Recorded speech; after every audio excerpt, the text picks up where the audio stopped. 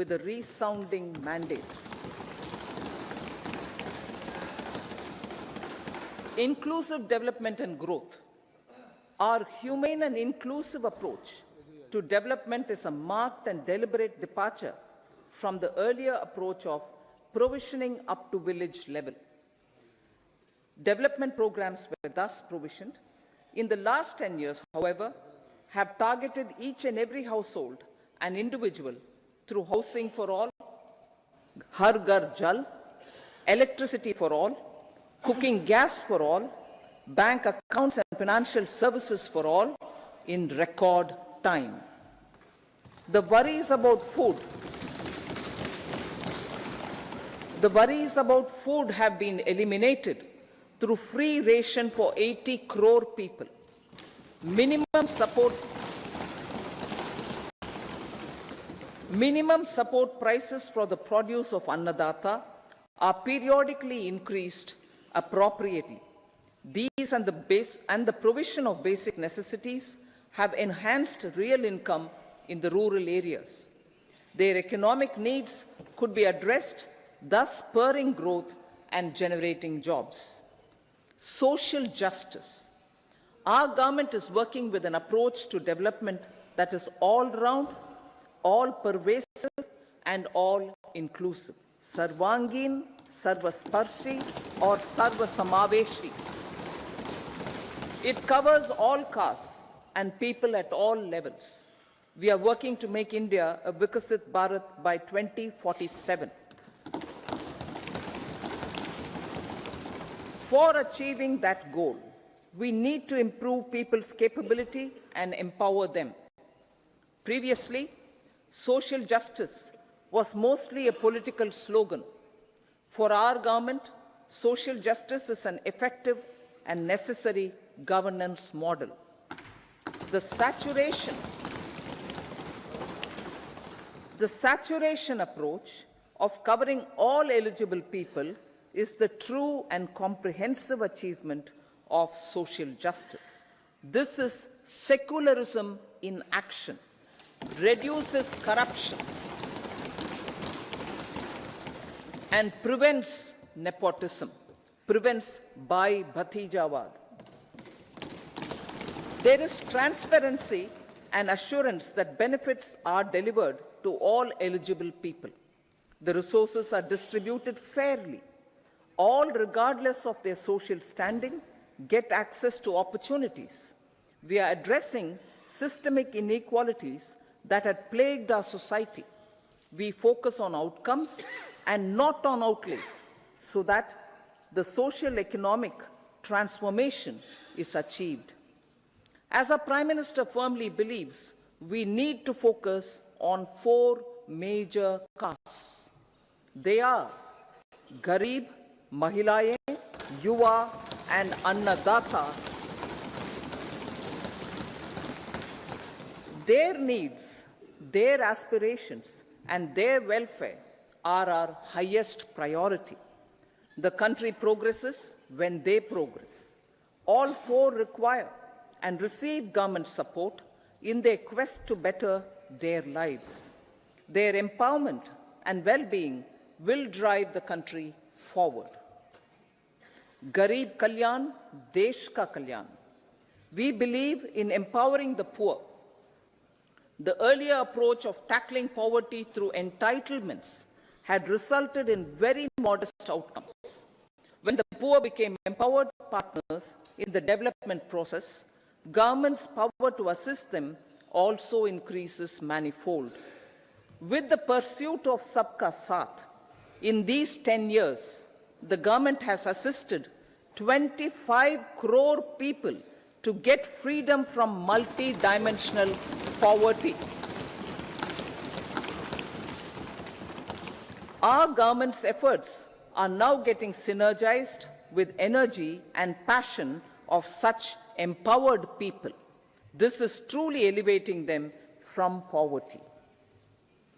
Direct benefit transfer of 34 lakh crore rupees from the government using PM Jan Dhan accounts has led to savings of 2.7 lakh crores of rupees for the government. This savings has been realized through avoidance of leakages prevalent earlier. The savings have helped in providing more funds for Garib Kalyan. PM Swanidhi has provided credit assistance to 78 lakh street vendors. From that total of 78 lakh street vendors, 2.3 lakh have received credit for the third time.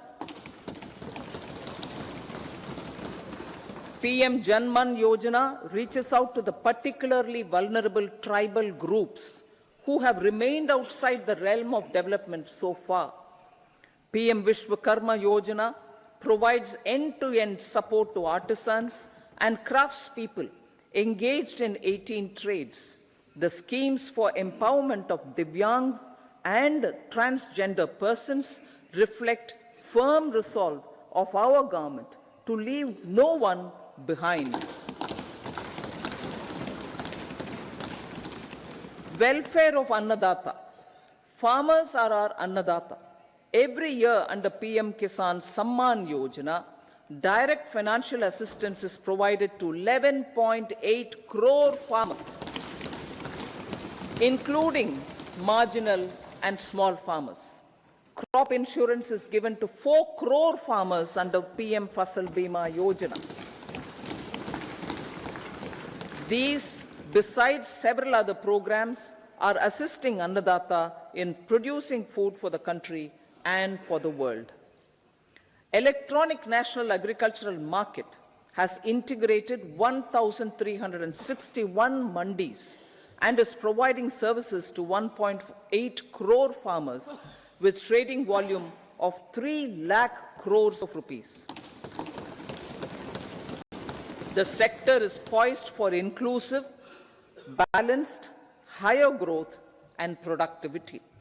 These are facilitated from farmer-centric policies, income support, coverage of risks through price and insurance support, promotion of technologies and innovations through startups. Empowering the Amrit PD, the Yuva. Our prosperity depends on adequately equipping and empowering the youth. The National Education Policy 2020 is ushering the transformational reforms. PM Schools for Rising India, PM Shri, are delivering quality teaching and nurturing holistic and well-rounded individuals. The Skill India mission has trained 1.4 crore youth, upskilled and reskilled 54 lakh youth, and established 3,000 new ITIs. A large number of institutions of higher learning, namely 7 IITs, 16 triple ITs, 7 IIMs, 15 AIMS, and 390 universities have been set up. PM Mudra Yojana has sanctioned 43 crore loans aggregating to 22.5 lakh crores of rupees for entrepreneurial aspirations of our youth. Besides that, Fund of Funds, Startup India, and Startup Credit Guarantee schemes are assisting our youth. They are also becoming Rozgar Data. The country is proud of our youth scaling new heights in sports. The highest ever medal tally in Asian Games and Asian Para Games in 2023 reflects a high confidence level.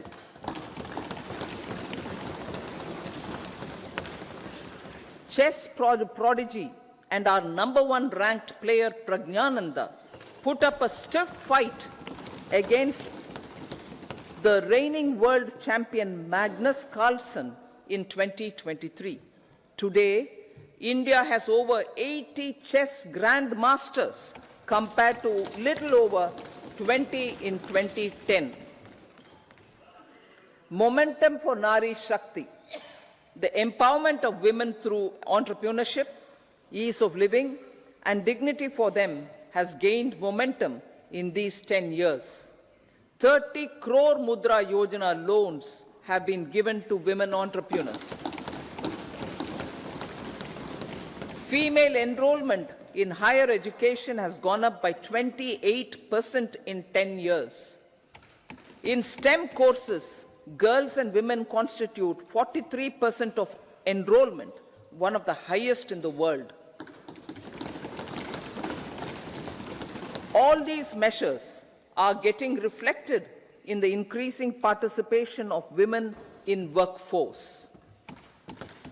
Making triple talaq illegal, reservation of 1/3 seats for women in the Lok Sabha and state assemblies, and giving over 70% houses under PM Awas Yojana in rural areas to women, and giving over 70% houses under PM Awas Yojana in rural areas to women as sole or joint owners have enhanced their dignity. Exemplary track record of governance, development, and performance. Besides delivering on high growth in terms of gross domestic product, the government is equally focused on a more comprehensive GDP, that is, governance, development, and performance. Our government has provided transparent, accountable, people-centric, and prompt, trust-based administration with citizen-first and minimum government, maximum governance approach. The impact of all-round development is discernible in all sectors. There is macroeconomic stability, including in the external sector. Investments are robust. The economy is doing well. People are living better and earning better, with even greater aspirations for future. Average real income of the people has increased by 50%. Inflation is moderate. People are getting empowered, equipped, and enabled to pursue their aspirations. There is effective and timely delivery of programs and of large projects. Economic management. The multi-pronged economic management over the past 10 years has complemented people-centric, inclusive development. Following are some of the major elements. 1. All forms of infrastructure, physical, digital, or social, are being built in record time.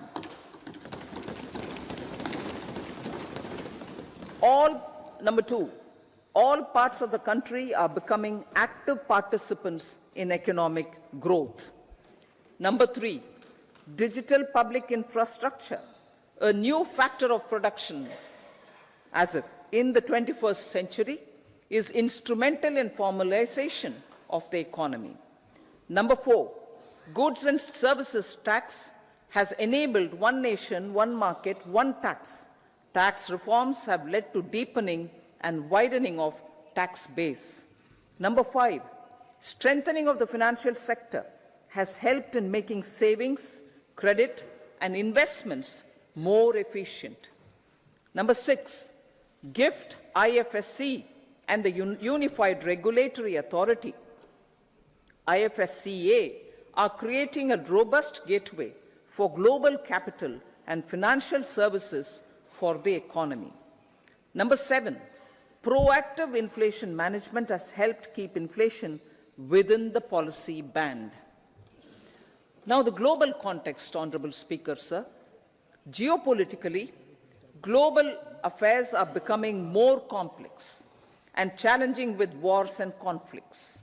Globalization is being redefined with reshoring and friendshoring, disruption and fragmentation of supply chains, and competition for critical minerals and technologies.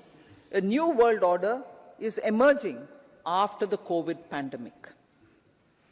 India assumed the G20 presidency during very difficult times for the world. The global economy was going through high inflation, high interest rates, low growth, very high public debt, low trade growth, and climate changes. The pandemic has led to a crisis of food, fertilizer, fuel, and finances for the world, while India successfully navigated its way. The country showed the way forward and built consensus on solutions for those global problems. The recently announced India-Middle East-Europe economic corridor is a strategic and economic game changer for India and others. In the words of Honorable Prime Minister, the corridor, and I quote, will become the basis of world trade for hundreds of years to come, and history will remember that this corridor was initiated on Indian soil, unquote. Vision for Vikasit Bharat. Our vision for Vikasit Bharat is that of prosperous Bharat in harmony with nature, with modern infrastructure, and providing opportunities for all citizens and all regions to reach their potential. With confidence arising from strong and exemplary track record of performance and progress, earning Sabka Vishwas, the next 5 years will be years of unprecedented development and golden moments to realize the dream of developed India by 2047. The trinity of demography, democracy, and diversity backed by Sabka Prayas has the potential to fulfill aspirations of every Indian. As Honorable Prime Minister in his Independence Day address to the nation mentioned, I quote, there is no dearth of opportunities, as many opportunities as we want. The country is capable of creating more opportunities. Sky is the limit, unquote. Strategy for Amritkal. Our government will adopt economic policies that foster and sustain growth, facilitate inclusive and sustainable development, improve productivity, create opportunities for all, help them enhance their capabilities, and contribute to generation of resources to power investments and fulfill aspirations. Guided by the principle, reform, perform, and transform, the government will take up next generation reforms and build consensus with the states and stakeholders for effective implementation. It is an important policy priority for our government to ensure timely and adequate finances, relevant technologies, and appropriate training for the micro, small, and medium enterprises, MSMEs, to grow and also compete globally. Orienting the regulatory environment to facilitate their growth will be an important element of this policy mix. Aligning with the Panchamrit goals, our government will facilitate sustaining high and more resource-efficient economic growth. This will work towards energy security in terms of availability, accessibility, and affordability. For meeting the investment needs, our government will prepare the financial sector in terms of size, capacity, skills, and regulatory framework. Aspirational Districts Program. Our government stands ready to assist the states in faster development of aspirational districts and blocks, including generation of ample economic opportunities. Development of the East. Our government will pay utmost attention to make the eastern region and its people a powerful driver of India's growth. PM Awas Yojana Grameen. Despite the challenges due to COVID, Implementation of PM Awas Yojana Gramin continued, and we are close to achieving the target of 3 crore houses. 2 crore more houses will be taken up in the next 5 years to meet the requirement arising from increase in the number of families. Rooftop solarization and Muft Bijli. Through rooftop solarization, 1 crore households will be enabled to obtain up to 300 units free electricity every month. This scheme follows the resolve of Honorable Prime Minister on the historic day of consecration of Sri Ram Mandir in Ayodhya. Following benefits are expected. Savings up to 15 to 18,000 rupees annually for households from free solar electricity and selling the surplus to the distribution companies. Charging of electric vehicles. Entrepreneurship opportunities for a large number of vendors for supply and installation. Employment opportunities for the youth with technical skills in manufacturing, installation, and maintenance. Housing for middle class.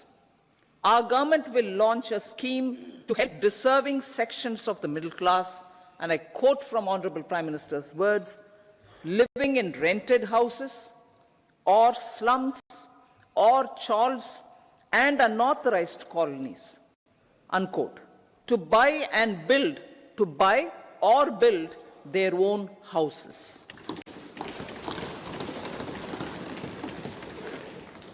Medical colleges. Several youth are ambitious to get qualified as doctors.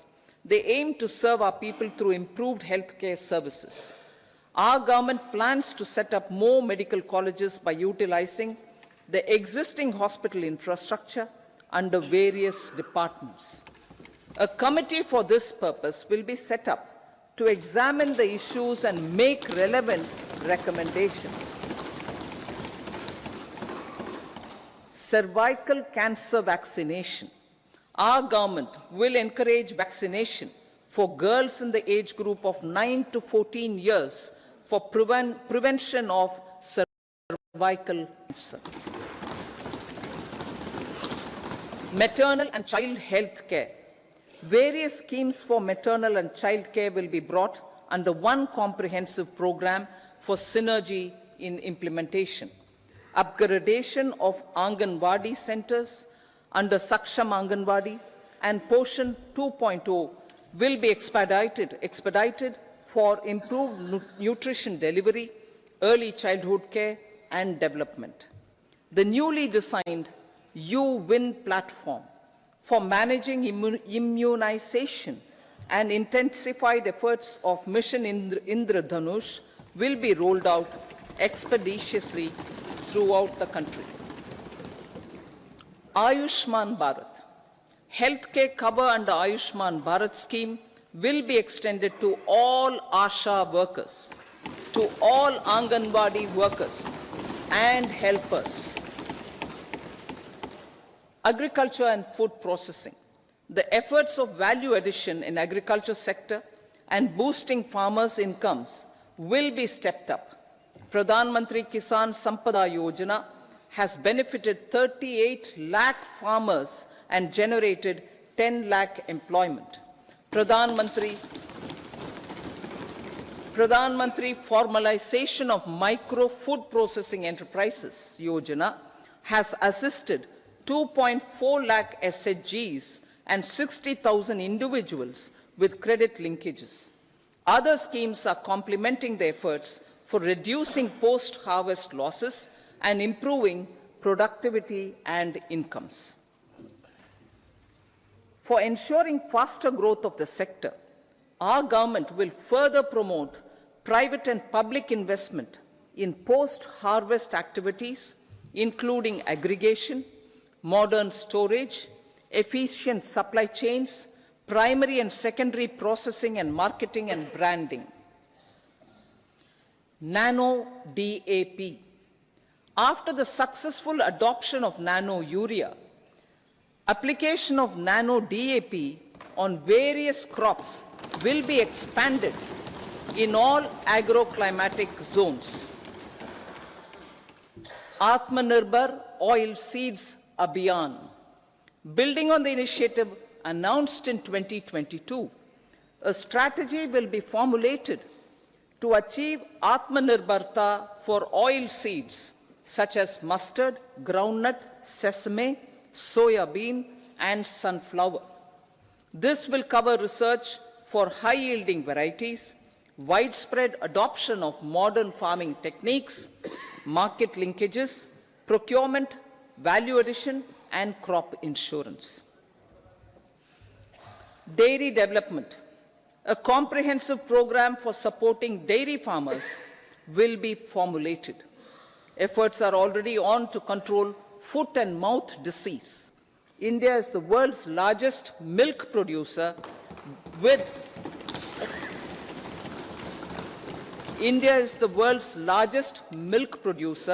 but with low productivity of milch animals. The program will be built on the success of existing schemes such as Rashtriya Gokul Mission, National Livestock Mission, and infrastructure development funds for dairy processing and animal husbandry. Matsya Sampada. It was our government which set up a separate department for fisheries, realizing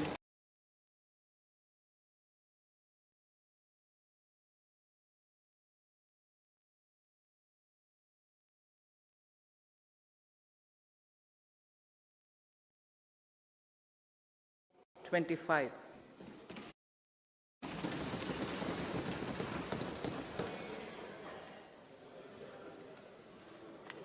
The Indian economy has witnessed profound positive transformation in the last 10 years. The people of India, the government which set up a separate department for fisheries, realizing are looking ahead.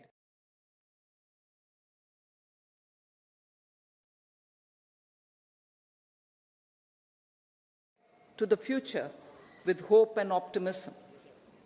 With the blessings of the people, when our government, under the visionary and dynamic leadership of Honorable Prime Minister Shri Narendra Modi, assumed office in 2014, the country was facing enormous challenges. With Sabka Saath, Sabka Vikas as its mantra, the government overcame those challenges in right earnest. Structural reforms were undertaken. Pro-people programs were formulated and implemented promptly. Conditions were created for more opportunities for employment and entrepreneurship. The economy got a new vigor.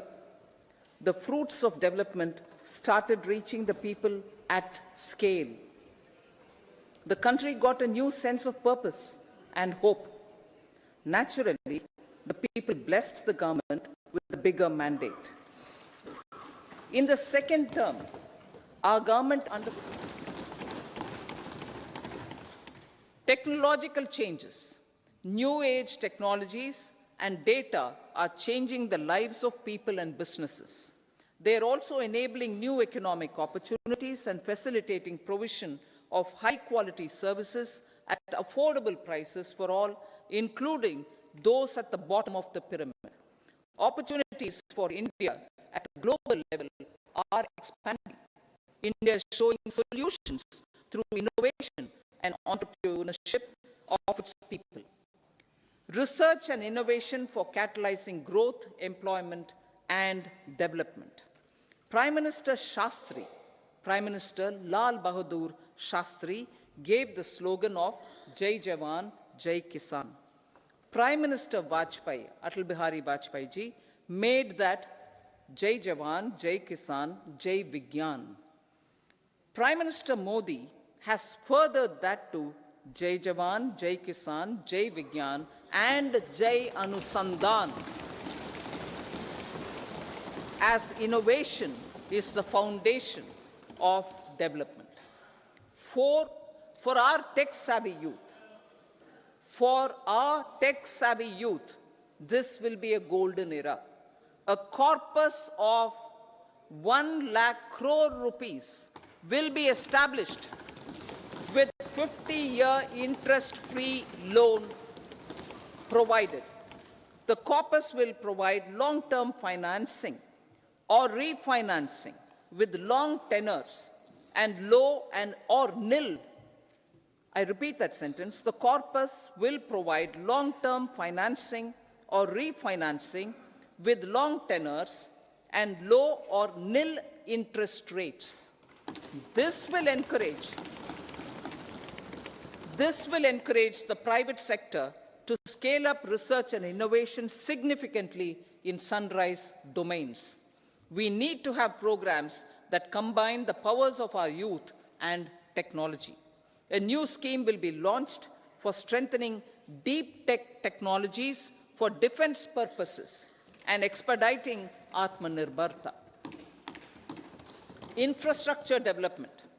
Building on the massive tripling of the capital expenditure outlay in the past 4 years, resulting in huge multiplier impact on economic growth and employment creation, the outlay for the next year is being increased by 11.1% to 11,111 crore rupees. This would be 3.4% of our GDP. Railways. 3 major railway corridor programs will be implemented. These are energy, mineral, and cement corridor. Number 2, port connectivity corridors. And number 3, high traffic density corridors. The projects have been identified under the PM Gati Shakti for enabling multimodal connectivity. They will improve logistics efficiency and reduce cost. The resultant decongestion of the high traffic corridors will also help in improving operations of passenger trains, resulting in safety and higher travel speed for passengers. Together with dedicated freight corridors, these 3 economic corridor programs will accelerate our GDP growth and reduce logistic costs.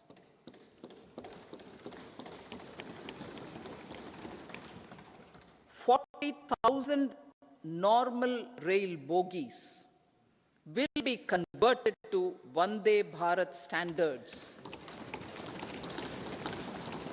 to enhance safety, convenience, and comfort of passengers. Aviation sector.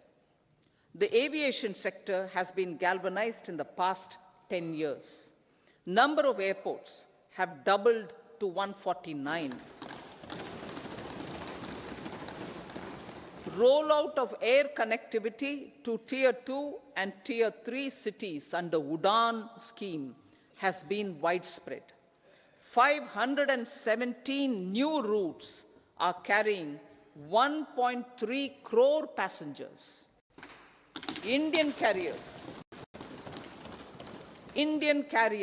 have proactively placed orders for over 1,000 new aircrafts. Expansion of existing airports and development of new airports will continue expeditiously. Metro and Namo Bharat. We have a fast expanding middle class and rapid urbanization is taking place. Metro rail and Namo Bharat can be the catalyst for the required urban transformation. Expansion of these systems will be supported in large cities, focusing on transit-oriented development. Green energy. Towards meeting our commitment for net zero by 2070, the following measures will be taken. Viability gap funding will be provided for harnessing offshore wind energy for harnessing offshore wind energy potential for initial capacity of 1 gigawatt. Coal gasification and liquefaction capacity of 100 metric tons will be set up by 2030. This will also help in reducing imports of natural gas, methanol, and ammonia. Phased mandatory blending of compressed biogas in compressed natural gas for transport and piped natural gas for domestic purposes will be mandated. Financial assistance will be provided for procurement of biomass aggregation machinery to support collection. Electric vehicle ecosystem. Our government will expand this and strengthen the e-vehicle ecosystem by supporting manufacturing and charging infrastructure. Greater adoption of e-buses for public transport networks will be encouraged through payment security mechanism. Biomanufacturing and biofoundry. For promoting green growth, a new scheme of biomanufacturing and biofoundry will be launched. This will provide environment-friendly alternatives such as biodegradable polymers, bioplastics, biopharmaceuticals, and bioagri inputs. This scheme will also help in transforming today's consumptive manufacturing paradigm to the one based on regenerative principles. Blue Economy 2.0. For promoting climate-resilient activities for Blue Economy 2.0, a scheme for restoration and adaptation measures and coastal aquaculture and mariculture with integrated and multi-sectoral approach will be launched. Comprehensive development of tourist centers. The success of organizing G20 meetings in 60 places presented diversity of India to global audience. Our economic strength has made the country an attractive destination for business and conference tourism. Our middle class also now aspires to travel and explore. Tourism, including spiritual tourism, has tremendous opportunities for local entrepreneurship. States will be encouraged to take up comprehensive development of iconic tourist centers, branding and marketing them at global scale. A framework for rating of the centers based on quality of facilities and services will be established. Long-term interest-free loans will be provided to states for financing such development on matching basis. To address the emerging fervor for domestic tourism, Honorable Speaker, sir, projects for port connectivity, tourism infrastructure, and amenities will be taken up on our islands, including Lakshadweep. This will help in generating employment also. Promoting investments. The FDI inflow during 2014 to 23 was $596 billion, marking a golden era. That is twice the inflow during 2005 to 14. For encouraging sustained foreign investment, we are negotiating bilateral investment treaties with our foreign partners in the spirit of First Develop India. FDI is First Develop India. Reforms in the states for Vikasit Bharat. Many growth and development enabling reforms are needed in the states for realizing the vision of Vikasit Bharat. A provision of 75,000 crore rupees as 50-year interest-free loan is proposed this year to support those milestone-linked reforms by the state governments. Societal changes. The government will form a high-powered committee for an extensive consideration of the challenges arising from fast population growth and demographic changes. The committee will be mandated to make recommendations for addressing these challenges comprehensively in relation to the goal of Vikasit Bharat. Amrit Kal as Kartavya Kal. Our government stands committed to strengthening and expanding the economy with high growth and to create conditions for people to realize their aspirations. Honorable Prime Minister, in his Independence Day address to the nation in the 75th year of our Republic, said, and I quote, "We commit ourselves to national development with new inspirations, new consciousness, new resolutions as the country opens up immense possibilities and opportunities. It is our Kartavya Kal." Unquote. Every challenge of the pre-2014 era was overcome through our economic management and our governance. These have placed the country on a resolute path of sustained high growth. This has been possible through right policies, true intentions, and appropriate decisions. In the full budget in July, Honorable Speaker, our government will present a detailed roadmap for our pursuit of Vikasit Bharat.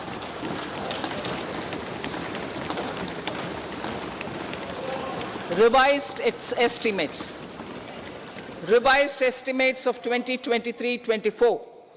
The revised estimate of the total receipts other than borrowings is 27.56 lakh crores of rupees, of which the tax receipts are 23.24 lakh crore rupees.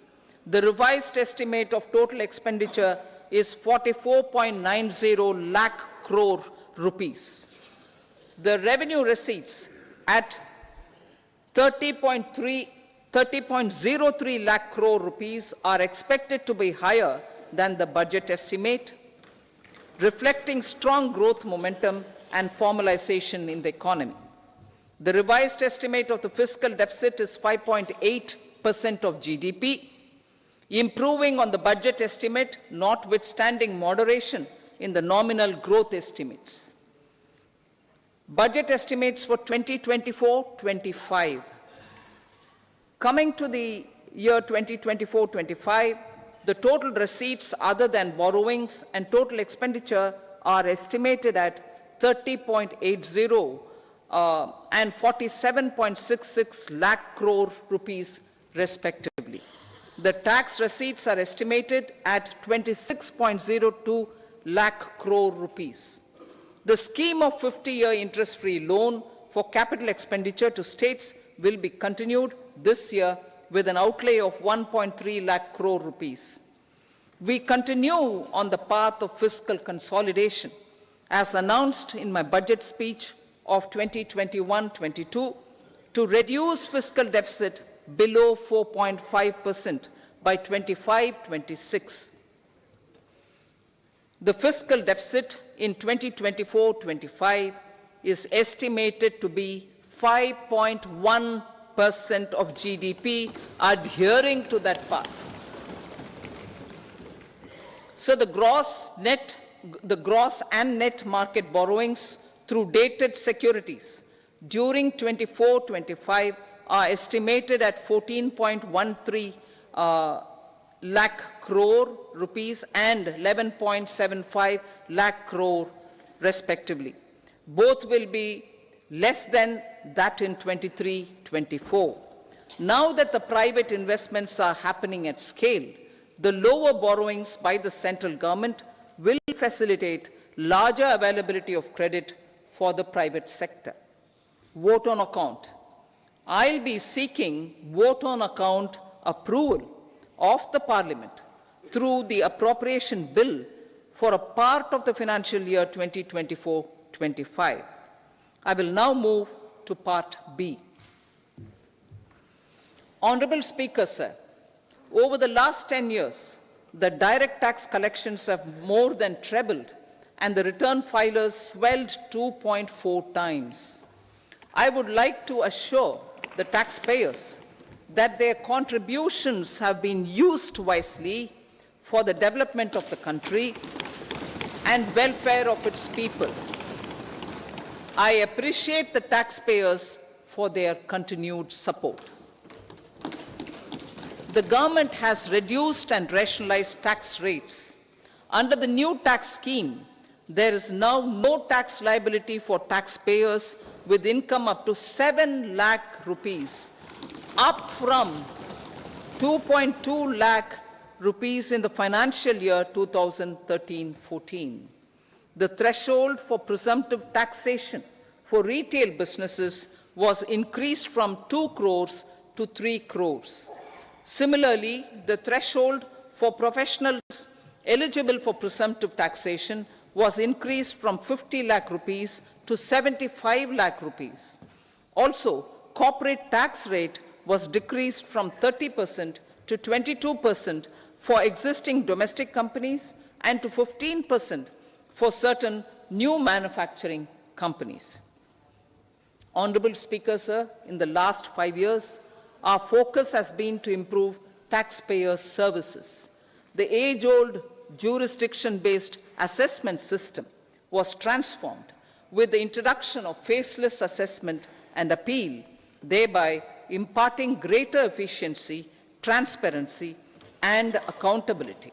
Introduction of updated income tax returns, a new Form 26AS, and pre-filling of tax returns have made filing of tax returns simpler and easier. Average processing time of returns has been reduced from 93 days in the year 2013-14 to a mere 10 days this year, thereby making refunds faster. Indirect taxation. By unifying the highly fragmented indirect tax regime in India, the GST has reduced the compliance burden on trade and industry. The industry has acknowledged the benefits of GST. According to a recent survey conducted by a leading consulting firm, 94% of industry leaders view the transition to GST as largely positive. According to 80% of the respondents, it has led to supply chain optimization, as elimination of tax arbitrage and octroi has resulted in disbanding of checkposts at the state and city boundaries. At the same time, tax base of GST more than doubled, and the average monthly gross GST collection has almost doubled to 1.66 lakh crores this year. States too have benefited. States' SGST revenue, including compensation released to states in the post-GST period of 2017-18 to 2022-23, has achieved a buoyancy of 1.22. In contrast, the tax buoyancy of state revenues from subsumed taxes in the pre-GST 4-year period of 2012-13 to 2015-16 was a mere 0.72. The biggest beneficiaries are consumers, as reduction in logistic cost and taxes have brought down prices of most goods and services. We have taken a number of steps in customs to facilitate international trade. As a result, the import release time declined by 47% to 71 hours at inland container depots, by 28% to 44 hours at air cargo complexes, and by 27% to 85 hours at seaports over the last 4 years since 2019, when the national time release studies were first acted. Tax proposals. As for tax proposals, in keeping with the convention, I do not propose to make any changes relating to taxation and propose to retain the same tax rates for direct and indirect taxes, including import duties. However, certain tax benefits to startups and investments made by sovereign wealth or pension funds, as also tax exemption on certain income of some IFSC units, are expiring on 31/3/2024. To provide continuity in taxation, I propose to extend the date to 31/3/2025. Moreover, in line with our government's vision to improve ease of living and ease of doing business, I wish to make an announcement to improve taxpayers' services. There are a large number of petty, non-verified, non-reconciled, or disputed direct tax demands,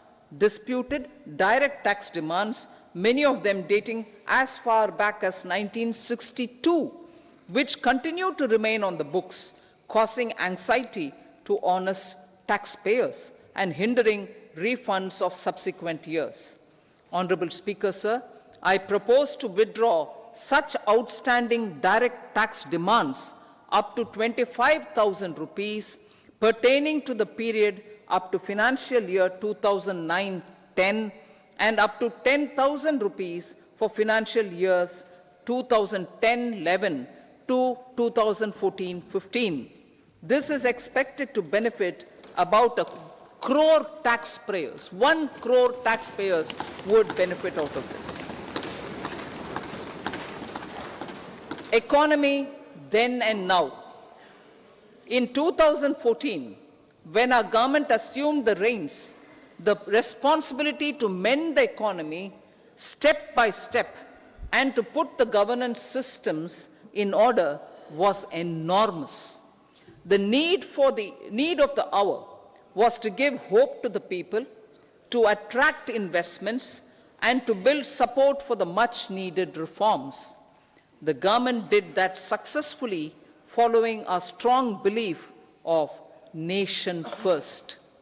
The crisis of those years has been overcome, and the economy has been put firmly on a high, sustainable growth path with all-round development.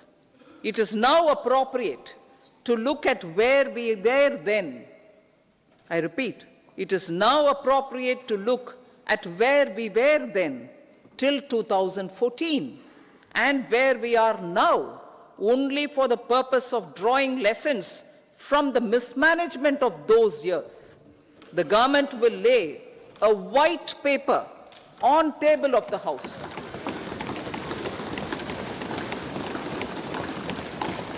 The exemplary track record of governance, development and performance, effective delivery and Jan Kalyan has given the government trust, confidence and blessings of the people to realize whatever it takes.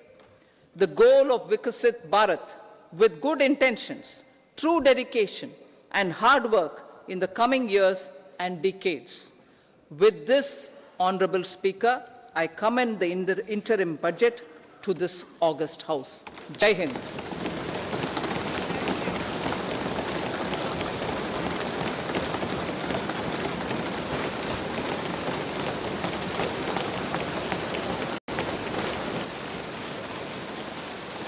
Item number 2 Shrimati Nirmala Sitharaman ji.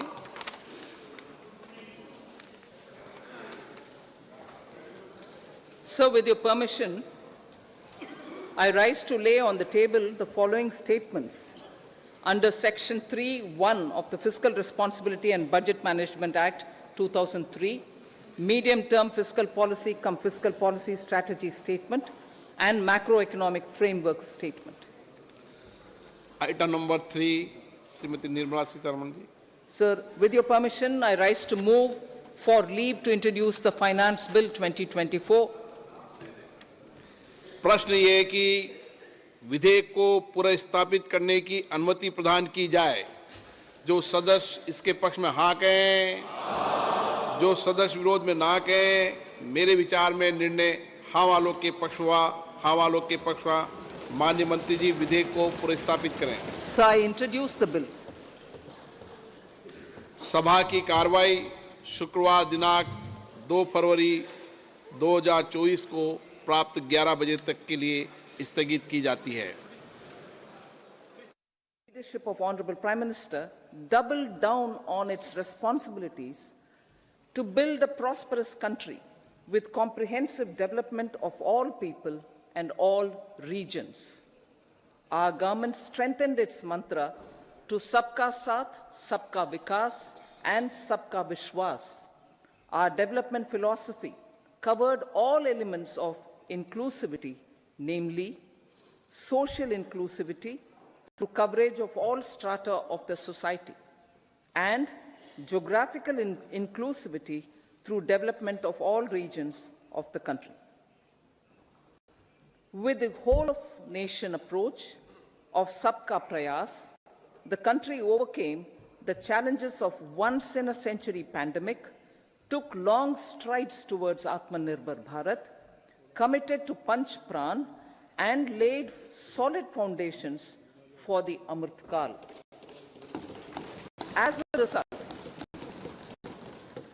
a result, our young country has high aspirations, pride in its present, and hope and confidence for a bright future. We expect that our government, based on its stupendous work, will be blessed again by the people with a resounding mandate. Inclusive development and growth. Our humane and inclusive approach to development is a marked and deliberate departure from the earlier approach of provisioning up to village level. Development programs were thus provisioned. In the last 10 years, however, have targeted each and every household and individual through housing for all, Har Ghar Jal, electricity for all, cooking gas for all, bank accounts and financial services.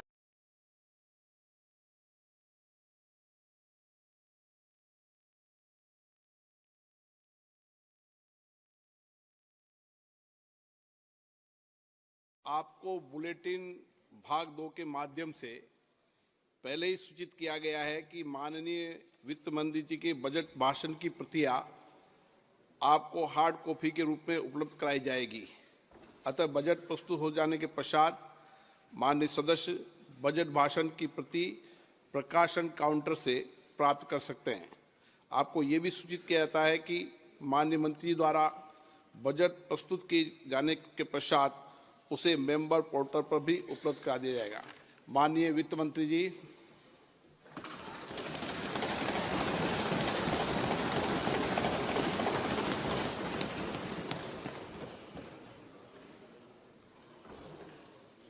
Honorable Speaker, I present the interim budget for 24-25.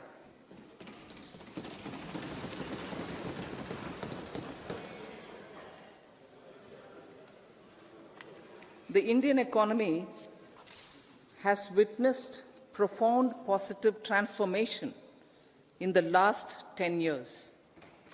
The people of India are looking ahead to the future with hope and optimism. With the blessings of the people, when our government under the visionary and dynamic leadership of Honorable Prime Minister Shri Narendra Modi assumed office in 2014, the country was facing enormous challenges. With Sabka Saath, Sabka Vikas as its mantra, the government overcame those challenges in right earnest. Structural reforms were undertaken. Pro-people programs were formulated and implemented promptly. Conditions were created for more opportunities for employment and entrepreneurship. The economy got a new vigor. The fruits of development started reaching the people at scale. The country got a new sense of purpose and hope. Naturally, the people blessed the government with a bigger mandate. In the second term, our government under the leadership of Honorable Prime Minister doubled down on its responsibilities to build a prosperous country with comprehensive development of all people and all regions. Our government strengthened its mantra to Sabka Saath, Sabka Vikas, and Sabka Vishwas. Our development philosophy covered all elements of inclusivity, namely social inclusivity through coverage of all strata of the society, and geographical inclusivity through development of all regions of the country. With the whole of nation approach of Sabka Prayas, the country overcame the challenges of once-in-a-century pandemic, took long strides towards Atmanirbhar Bharat, committed to Panch Pran, and laid solid foundations for the Amrit Kal. As a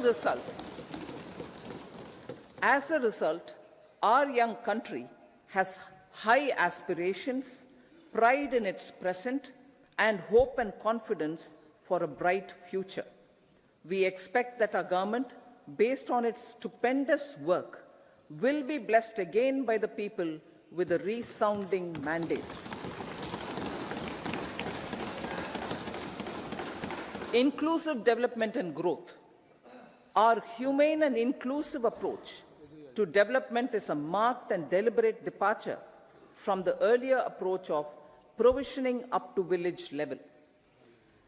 Development programs were thus provisioned.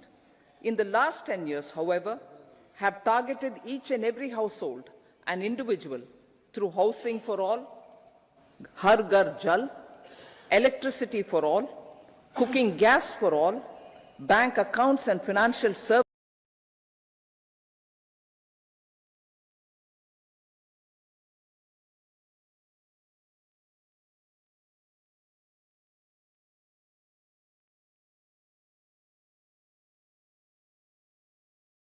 आपको bulletin भाग 25.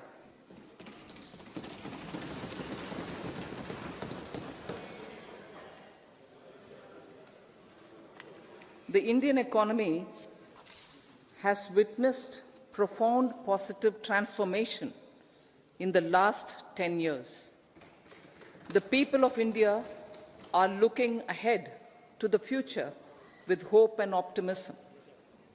With the blessings of the people, when our government, under the visionary and dynamic leadership of Honorable Prime Minister Shri Narendra Modi, assumed office in 2014, the country was facing enormous challenges.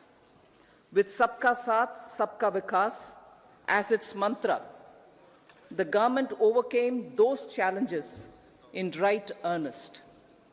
Structural reforms were undertaken. Pro-people programs were formulated and implemented promptly.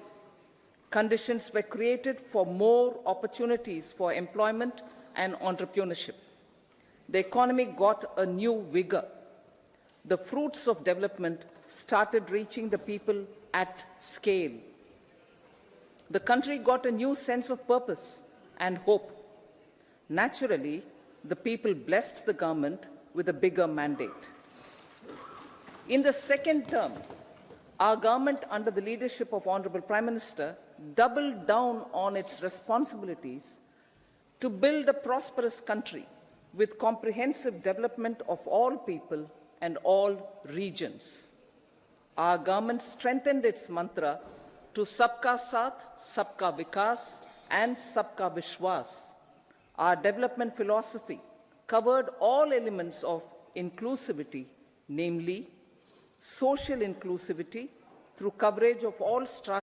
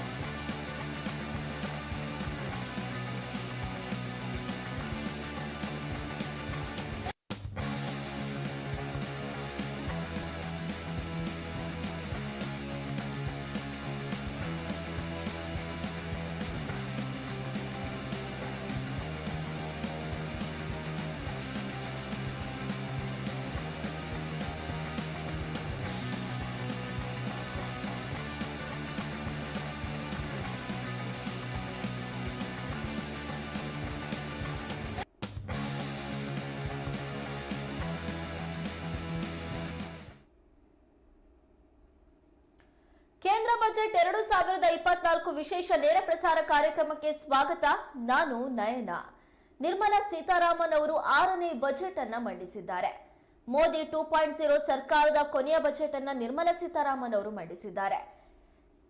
ಈ ಬಜೆಟ್ನ ಮೇಲೆ ಸಾಕಷ್ಟು ನಿರೀಕ್ಷೆಗಳನ್ನ ಇಟ್ಕೊಂಡಿದ್ರು. ಯಾಕಂದ್ರೆ ಇನ್ನು 2-3 ತಿಂಗಳಲ್ಲಿ ಲೋಕಸಭೆ ಚುನಾವಣೆ ನಡೆಯಲಿದೆ. ಈ ಹಿನ್ನೆಲೆಯಲ್ಲಿ ಕೇಂದ್ರ ಸರ್ಕಾರ ಏನಾದ್ರೂ ಮಹತ್ವದ ಯೋಜನೆಗಳನ್ನ ಘೋಷಣೆ ಮಾಡಬಹುದಾ ಅನ್ನುವಂತಹ ಸಾಕಷ್ಟು ನಿರೀಕ್ಷೆಗಳನ್ನ ದೇಶದ ಜನರು ಇಟ್ಕೊಂಡಿದ್ರು. ದೇಶದ ಜನರಿಗೆ ಬಜೆಟ್ ಒಂದು ರೀತಿ ಎಲ್ಲವೂ ಅಂತ ಹೇಳ್ಬೋದು. ಬಜೆಟ್ ನಲ್ಲಿ ರಾಜ್ಯ ಸರ್ಕಾರ ಆಗಿರ್ಬೋದು, ಕೇಂದ್ರ ಸರ್ಕಾರ ಆಗಿರ್ಬೋದು, ಏನ್ ಘೋಷಣೆ ಮಾಡುತ್ತೆ ಆ ಮೂಲಕ ದೇಶದ ಅಭಿವೃದ್ಧಿ ಆಗುತ್ತೆ. ಆ ಹಿನ್ನೆಲೆಯಲ್ಲಿ ಈ ಮಧ್ಯಂತರ ಬಜೆಟ್ ನಲ್ಲೂ ಕೂಡ ದೇಶದ ಜನರು ಸಾಕಷ್ಟು ನಿರೀಕ್ಷೆಗಳನ್ನ ಇಟ್ಕೊಂಡಿದ್ರು. ರೈಲ್ವೆಗೆ ಏನಾದ್ರೂ ಅನುದಾನ ಸಿಗ್ಬೋದಾ, ಶಿಕ್ಷಣ ಕ್ಷೇತ್ರಕ್ಕೆ ಏನಾದ್ರೂ ಅನುದಾನ ಸಿಗ್ಬೋದಾ, ಆರೋಗ್ಯ ಕ್ಷೇತ್ರಕ್ಕೆ ಅನುದಾನ ಸಿಗ್ಬೋದಾ, ರೈತರಿಗೆ ಏನಾದ್ರೂ ಸೌಲಭ್ಯಗಳನ್ನ ನೀಡಬಹುದಾ, ಹೀಗೆ ಹಲವಾರು ನಿರೀಕ್ಷೆಗಳನ್ನ ಇಟ್ಕೊಳ್ಳಲಾಗಿತ್ತು. ಆದ್ರೆ ಎಲ್ಲೋ ಒಂದ್ ಕಡೆ ಕೇಂದ್ರ ಆ ನಿರೀಕ್ಷೆಗಳನ್ನ ಹುಸಿ ಮಾಡಿದೆ ಅಂತ ಕಾಣ್ತಾ ಇದೆ. ಯಾಕಂದ್ರೆ 2024ರ ಮಧ್ಯಂತರ ಬಜೆಟ್ ನಲ್ಲಿ ಯಾವುದೇ ರೀತಿಯಾದಂತಹ ಹೊಸ ಯೋಜನೆಯನ್ನ ಘೋಷಣೆ ಮಾಡಿಲ್ಲ. ಸಾಮಾನ್ಯವಾಗಿ ಮಧ್ಯಂತರ ಬಜೆಟ್ ಅಂದ್ರೆ ಅಲ್ಲಿ ಯಾವುದೇ ಹೊಸ ಯೋಜನೆಗಳನ್ನ ಘೋಷಣೆ ಮಾಡೋದಿಲ್ಲ. ಚುನಾವಣೆಗಳು ಬರುವಂತ ಸಂದರ್ಭದಲ್ಲಿ ತಾವು ಏನ್ ಸಾಧನೆ ಮಾಡಿದೀವಿ ಅನ್ನೋದನ್ನ ಹೇಳ್ತವೆ. ಜೊತೆಗೆ ಆ ಏಪ್ರಿಲ್ ಮೇ ಅಂದ್ರೆ ಮುಂಬರುವಂತಹ ಸರ್ಕಾರದ ಅವಧಿಯವರೆಗೂ ಕೂಡ ಒಂದಿಷ್ಟು ಯೋಜನೆಗಳಿಗೆ ಬೇಕಾದಂತ ಅನುದಾನವನ್ನ ಘೋಷಣೆ ಮಾಡ್ತವೆ. ಆದ್ರೆ ಅದನ್ನು ಕೂಡ ಈ ಬಾರಿಯ ಕೇಂದ್ರ ಸರ್ಕಾರ ಮಾಡಿಲ್ಲ ಅಂತಾನೆ ಹೇಳ್ಬೋದು. ಆದ್ರೆ ಕೆಲವೊಂದಿಷ್ಟು ಪ್ರಮುಖ ಅಂಶಗಳನ್ನ ನಿರ್ಮಲಾ ಸೀತಾರಾಮನ್ ಅವರು ಉಲ್ಲೇಖಿಸಿದ್ದಾರೆ. 2047ರ ವೇಳೆಗೆ ಭಾರತ ವಿಕಸಿತ ಭಾರತವಾಗುತ್ತೆ. ಸಬ್ಕಾ ಸಾಥ್ ಸಬ್ಕಾ ವಿಕಾಸ್ ನಮ್ಮ ಧ್ಯೇಯವಾಗಿದೆ. ಭ್ರಷ್ಟಾಚಾರ ಮುಕ್ತ ಆಡಳಿತವನ್ನ ನೀಡಿದ್ದೇವೆ. ಬಡವರ ಕಲ್ಯಾಣ ದೇಶದ ಕಲ್ಯಾಣವಾಗಿದೆ. ಆ ಕುರಿತು ನಾವು ಇನ್ಮುಂದೆ ಹೊಸ ಯೋಜನೆಗಳನ್ನ ರೂಪಿಸ್ತೀವಿ. ರೈತರ ಬೆಲೆಗೆ ಕನಿಷ್ಠ ಬೆಂಬಲ ಬೆಲೆ ನಿಗದಿಪಡಿಸಲಾಗಿದೆ. ಕೋವಿಡ್ ಮಹಾಮಾರಿಯನ್ನ ಸಮರ್ಥವಾಗಿ ಕೇಂದ್ರ ಸರ್ಕಾರ ನಿಭಾಯಿಸಿದೆ. ಭಾರತ ಆರ್ಥಿಕವಾಗಿ ಸ್ಥಿರವಾಗಿದೆ ಅನ್ನುವಂತ ಒಂದಿಷ್ಟು ಪ್ರಮುಖ ಅಂಶಗಳನ್ನ ಉಲ್ಲೇಖ ಮಾಡಿದ್ದಾರೆ. ಹಾಗಾಗಿ ದೇಶದ ಜನರು ಏನ್ ನಿರೀಕ್ಷೆಯನ್ನ ಇಟ್ಕೊಂಡಿದ್ರು, ರೈಲ್ವೆ ಯೋಜನೆಗೆ ಏನಾದ್ರೂ ಅನುದಾನ ಸಿಗ್ಬೋದಾ, ಅದರಲ್ಲೂ ಕೂಡ ಮಲೆನಾಡಿನ ಭಾಗದಲ್ಲಿ ರೈಲ್ವೆಗೆ ಏನಾದ್ರೂ ಹೆಚ್ಚುವರಿ ಅನುದಾನ ಸಿಗ್ಬೋದಾ ಅನ್ನುವಂತ ಬಹಳ ದೊಡ್ಡ ನಿರೀಕ್ಷೆ ಇತ್ತು. ಶಿಕಾರಿಪುರ, ರಾಣಿಬೆನ್ನೂರು ರೈಲ್ವೆಗೆ ಏನಾದ್ರೂ ಅನುದಾನ ಸಿಗ್ಬೋದಾ ಅಂತ ಒಂದು ನಿರೀಕ್ಷೆಯನ್ನ ಇಟ್ಕೊಳ್ಳಲಾಗಿತ್ತು. ಇನ್ನು ಶಿವಮೊಗ್ಗ ಹುಬ್ಬಳ್ಳಿಯ ಒಂದು ರೈಲ್ವೆಗೂ ಕೂಡ ಅಂದ್ರೆ ಹೆಚ್ಚುವರಿಯಾಗಿ ಅಲ್ಲಿ ರೈಲ್ವೆ ಹಳಿಯನ್ನ ನಿರ್ಮಾಣ ಮಾಡಲಾಗ್ತಾ ಇದೆ.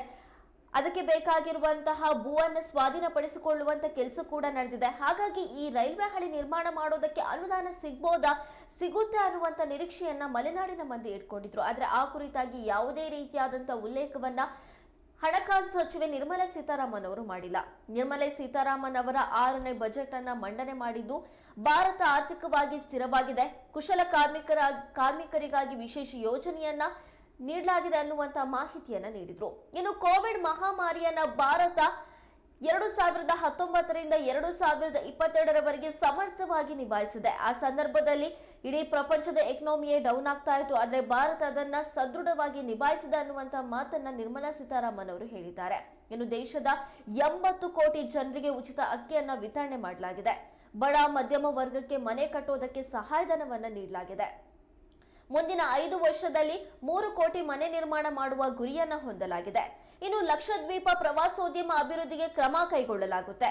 ರಿಟರ್ನ್ ಫೈಲ್ ಮಾಡೋರ ಸಂಖ್ಯೆ 2ರಿಂದ 3 ಪಟ್ಟು ಹೆಚ್ಚಳವಾಗಿದೆ ಅನ್ನುವಂತಹ ಮಾಹಿತಿಯನ್ನ ಕೂಡ ಈ ಒಂದು ಬಜೆಟ್ ನಲ್ಲಿ ನೀಡಿದ್ದಾರೆ. ಇನ್ನು ಉಡಾನ್ ಯೋಜನೆ ಅನ್ವಯ 517 ಹೊಸ ಮಾರ್ಗದ ಮೂಲಕ ವಿಮಾನ ಹಾರಾಟಕ್ಕೆ ಅವಕಾಶವನ್ನ ಕಲ್ಪಿಸಲಾಗುತ್ತೆ.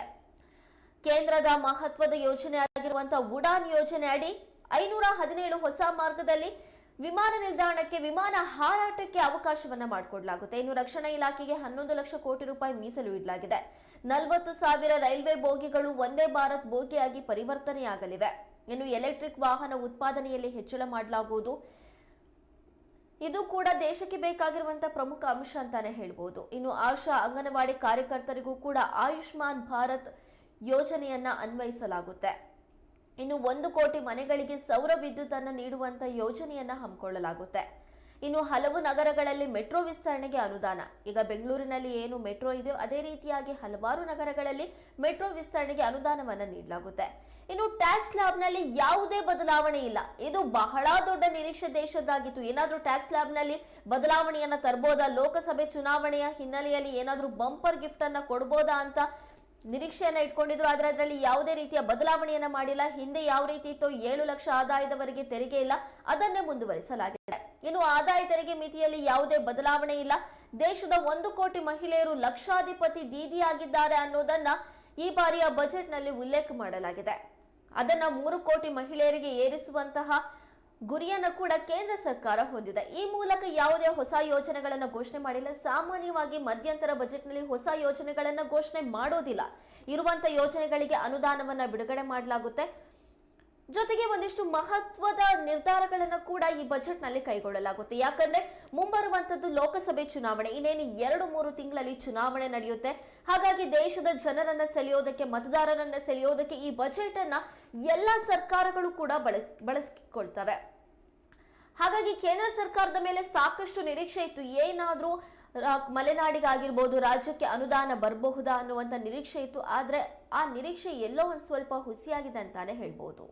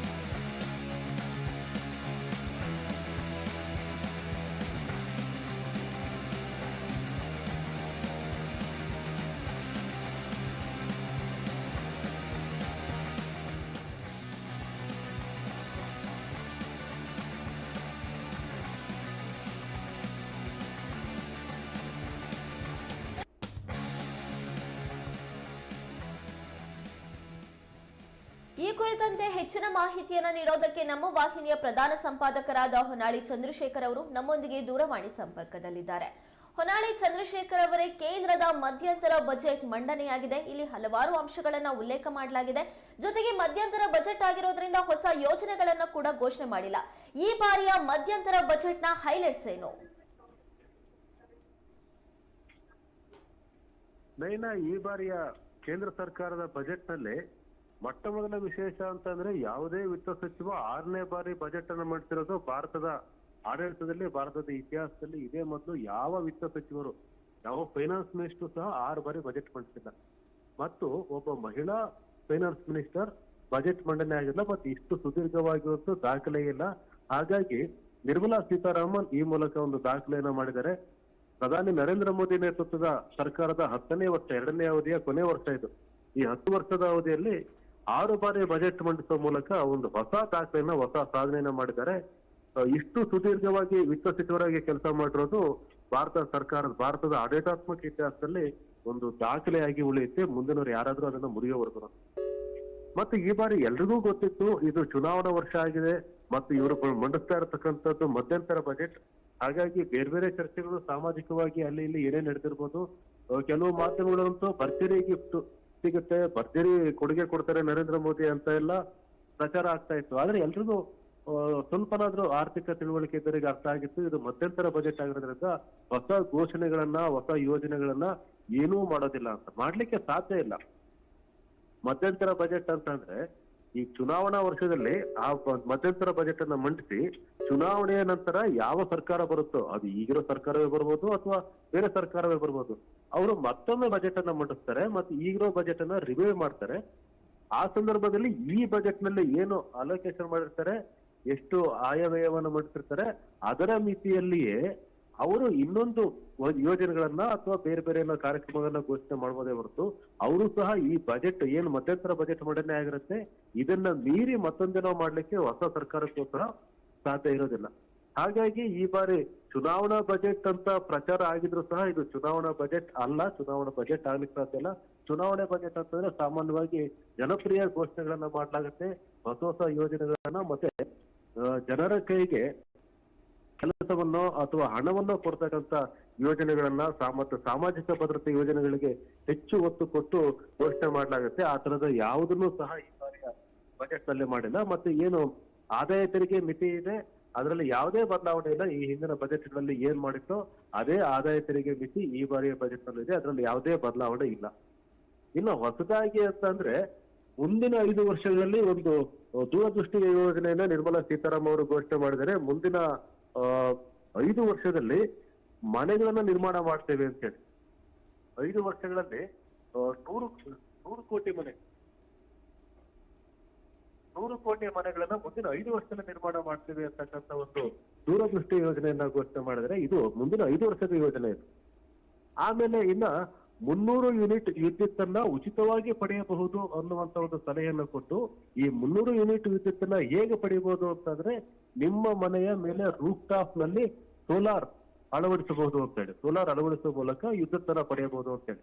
ಆದ್ರೆ ಇನ್ನು ಈಗ ಬಜೆಟ್ ನಲ್ಲಿ ಹಿಡಿಯೋದು ಮಾತ್ರ ಇದು. ಈ ಬಜೆಟ್ ಅಲ್ಲಿ ಆಗಿರ್ತಕ್ಕಂಥ ಈ ಹೇಳಿಕೆಗೆ ಅಥವಾ ಈ ಘೋಷಣೆಗೆ ಒಂದು ಸರ್ಕಾರಿ ಆದೇಶ ಹೊರಬಿಡಬೇಕಾಗುತ್ತೆ. ಅದಾದ ಮೇಲೆ ಇವರು ಸೋಲಾರ್ ಅಂತ ಏನು ಅಳವಡಿಸಬಹುದು ನಿಮ್ಮ ಮನೆ ಮೇಲೆ ಅಂತ ಹೇಳಿದರೆ ಇದಕ್ಕೆ ಸರ್ಕಾರದ ನೆರವು ಹೇಗಿರುತ್ತೆ, ಅದು ಎಷ್ಟು % ಇರುತ್ತೆ, ಅಥವಾ ಈ 300 ಯೂನಿಟ್ ಅನ್ನ ಯಾವ ಲೆಕ್ಕಾಚಾರದಲ್ಲಿ ಹೇಳಿದ್ರು, 300 ಯೂನಿಟ್ ಸಾಮರ್ಥ್ಯದ ಸೋಲಾರ್ ಅಳವಡಿಕೆಗೆ ಆ ಮನೆಯಲ್ಲಿ ಅವಕಾಶ ಇರುತ್ತಾ ಅಥವಾ ಅವಕಾಶ ಇಲ್ಲದಿದ್ರೆ ಏನ್ ಮಾಡ್ತಾರೆ, ಇವೆಲ್ಲವೂ ಸಹ ಸರ್ಕಾರದ ಗೈಡ್ಲೈನ್ಸ್ ಬಂದ ನಂತರ ಸ್ಪಷ್ಟವಾಗುವಂತದ್ದು. ಈಗ ಬಜೆಟ್ ನಲ್ಲಿ ಕೇವಲ ಒಂದು ಹೇಳಿಕೆ ಮಾತ್ರ ಇರುತ್ತೆ. ಇದಕ್ಕೆ ಸಂಬಂಧಪಟ್ಟಂತೆ ಸರ್ಕಾರಿ ಆದೇಶ ಹೊರಬೀಳಬೇಕಾಗಿದೆ. ಇನ್ನ ಬಹಳ ಪ್ರಮುಖವಾಗಿ ಯಾವುದೇ ವಿತ್ತ ಸಚಿವರು ಬಜೆಟ್ ಮಂಡನೆ ಸಂದರ್ಭದಲ್ಲಿ ತಮ್ಮ ಹಿಂದಿನ ಸರ್ಕಾರ ತಮ್ಮ ಹಿಂದಿನ ಅವಧಿಯಲ್ಲಿ ಮಾಡಿರ್ತಕ್ಕಂಥ ಸಾಧನೆಗಳನ್ನ ಹೇಳ್ಕೊತಾರೆ.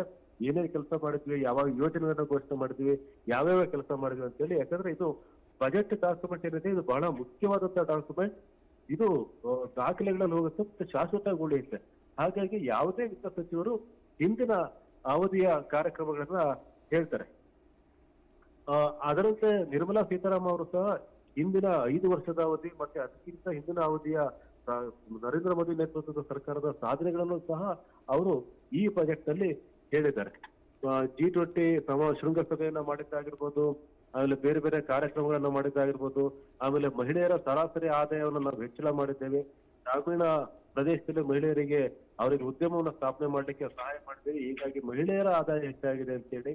ಮತ್ತೆ ಮಹಿಳೆಯರು ಏನು ಉಳಿತಾಯ ಮಾಡ್ತಾರೆ, ಆ ಹಣ ಉಳಿತಾಯ ಅದಕ್ಕೆ ಕೊಟ್ಟಂತ ಸೌಲಭ್ಯಗಳನ್ನು ಅವರು ಸಹ ಪ್ರಸ್ತಾಪ ಮಾಡಿದ್ದಾರೆ. ಇನ್ನ 34 ಕೋಟಿ ಮಹಿಳೆಯರಿಗೆ ಮುದ್ರಾ ಸಾಲ ಕೊಟ್ಟಿದ್ದನ್ನ ಅವರು ಹೇಳಿದ್ದಾರೆ. ಇನ್ನು ಬೇರೆ ಬೇರೆ ರೈತರಿಗೆ ಕೊಟ್ಟಂತ ಯೋಜನೆಗಳು, 4 ಕೋಟಿ ರೈತರಿಗೆ PM ಫಸಲ್ ಬಿಮಾ ಯೋಜನೆಯನ್ನು ಕೊಟ್ಟಿರೋದು, 78 ಲಕ್ಷ ಬೀದಿ ಬದಿ ವ್ಯಾಪಾರಿಗಳಿಗೆ ಹಣಕಾಸು ಸಹಾಯವನ್ನ ಮಾಡಿರೋದು, ಬುಡಕಟ್ಟು ಯೋಜನೆಗಳನ್ನ ಜನರಿಗೆ ತಲುಪಿಸಿರೋದು, ಮತ್ತು 2269 ಈ ಮಾರ್ಕೆಟ್ಗಳನ್ನ ಸ್ಥಾಪನೆ ಮಾಡಿ ಈ ಮೂಲಕ ರೈತರಿಗೆ ನಾವು ನೆರವಾಗಿದ್ದೀವಿ ಅನ್ನುವಂತ ಮಾತನ್ನ ಈ ಹಿಂದಿನ ಸರ್ಕಾರ ಮಾಡಿರ್ತಕ್ಕಂಥ ಸಾಧನೆಗಳನ್ನ ಅವರು ಹೇಳಿದ್ದಾರೆ. ಈಗ 25 ಕೋಟಿ ಜನ ಬಡತನ ರೇಖೆಯಿಂದ ಹೊರ ಬಂದಿದ್ದಾರೆ ಅನ್ನುವಂತ ಮಾತನ್ನು ಹೇಳಿದ್ದಾರೆ. ಆಮೇಲೆ ಭಾರತದ GDP ಸಹ ಹೆಚ್ಚಾಗಿದೆ ಅಂತ ಹೇಳಿದ್ದಾರೆ. ಪರ್ ಕ್ಯಾಪಿಟಾ ಇನ್ಕಮ್ ಅಲ್ಲಿ ವೃದ್ಧಿಯಾಗಿದೆ ಅನ್ನುವಂತ ಮಾತಾಡಿದ್ದಾರೆ. ಆದ್ರೆ ಇದಕ್ಕೆ ಸಂಬಂಧಪಟ್ಟಂತೆ ಸಾಕಷ್ಟು ಚರ್ಚೆಗಳಿದೆ. GDP-ಯನ್ನ ಅಳೆಯುವಂತ ಮಾನದಂಡ ಬದಲಾಗಿರೋದ್ರಿಂದ GDP ಹೆಚ್ಚಾಗಿದೆ ಅನ್ನುವಂತ ಚರ್ಚೆ ಇದೆ. ಈಗ ಈ ಹಿಂದೆ 10 ವರ್ಷದ ಹಿಂದೆ ಅಥವಾ 15 ವರ್ಷ 20 ವರ್ಷದ ಹಿಂದೆ GDP-ಯನ್ನ ಯಾವ ಮಾನದಂಡ ಅಳೆಯಲಾಗಿತ್ತು ಆ ಮಾನದಂಡವನ್ನೇ ಬದಲಿಸಿದ್ರಿಂದ GDP-ಯು ಸಹ ಬದಲಾಗಿದೆ, ಹಾಗಾಗಿ ಗ್ರೋತ್ ಕಂಡಿದೆ ಅಂತ ಹೇಳಿ ಒಂದು ಮಾತನ್ನು ಹೇಳ್ತಾರೆ. ಆದ್ರೆ ಮನಮೋಹನ್ ಸಿಂಗ್ ಸರ್ಕಾರ ಇದ್ದಾಗ 8% ಇದ್ದಂತ GDP ಈಗ 5%, 5.5% ಆಸ್ಪಾಸ್ ಇರೋದು ಸುಳ್ಳೇನಲ್ಲ. ಆದ್ರೆ ಭಾರತದ ಜನಸಂಖ್ಯೆ ಈಗ ವಿಶ್ವದಲ್ಲೇ ನಂಬರ್ 1 ಆಗಿದೆ.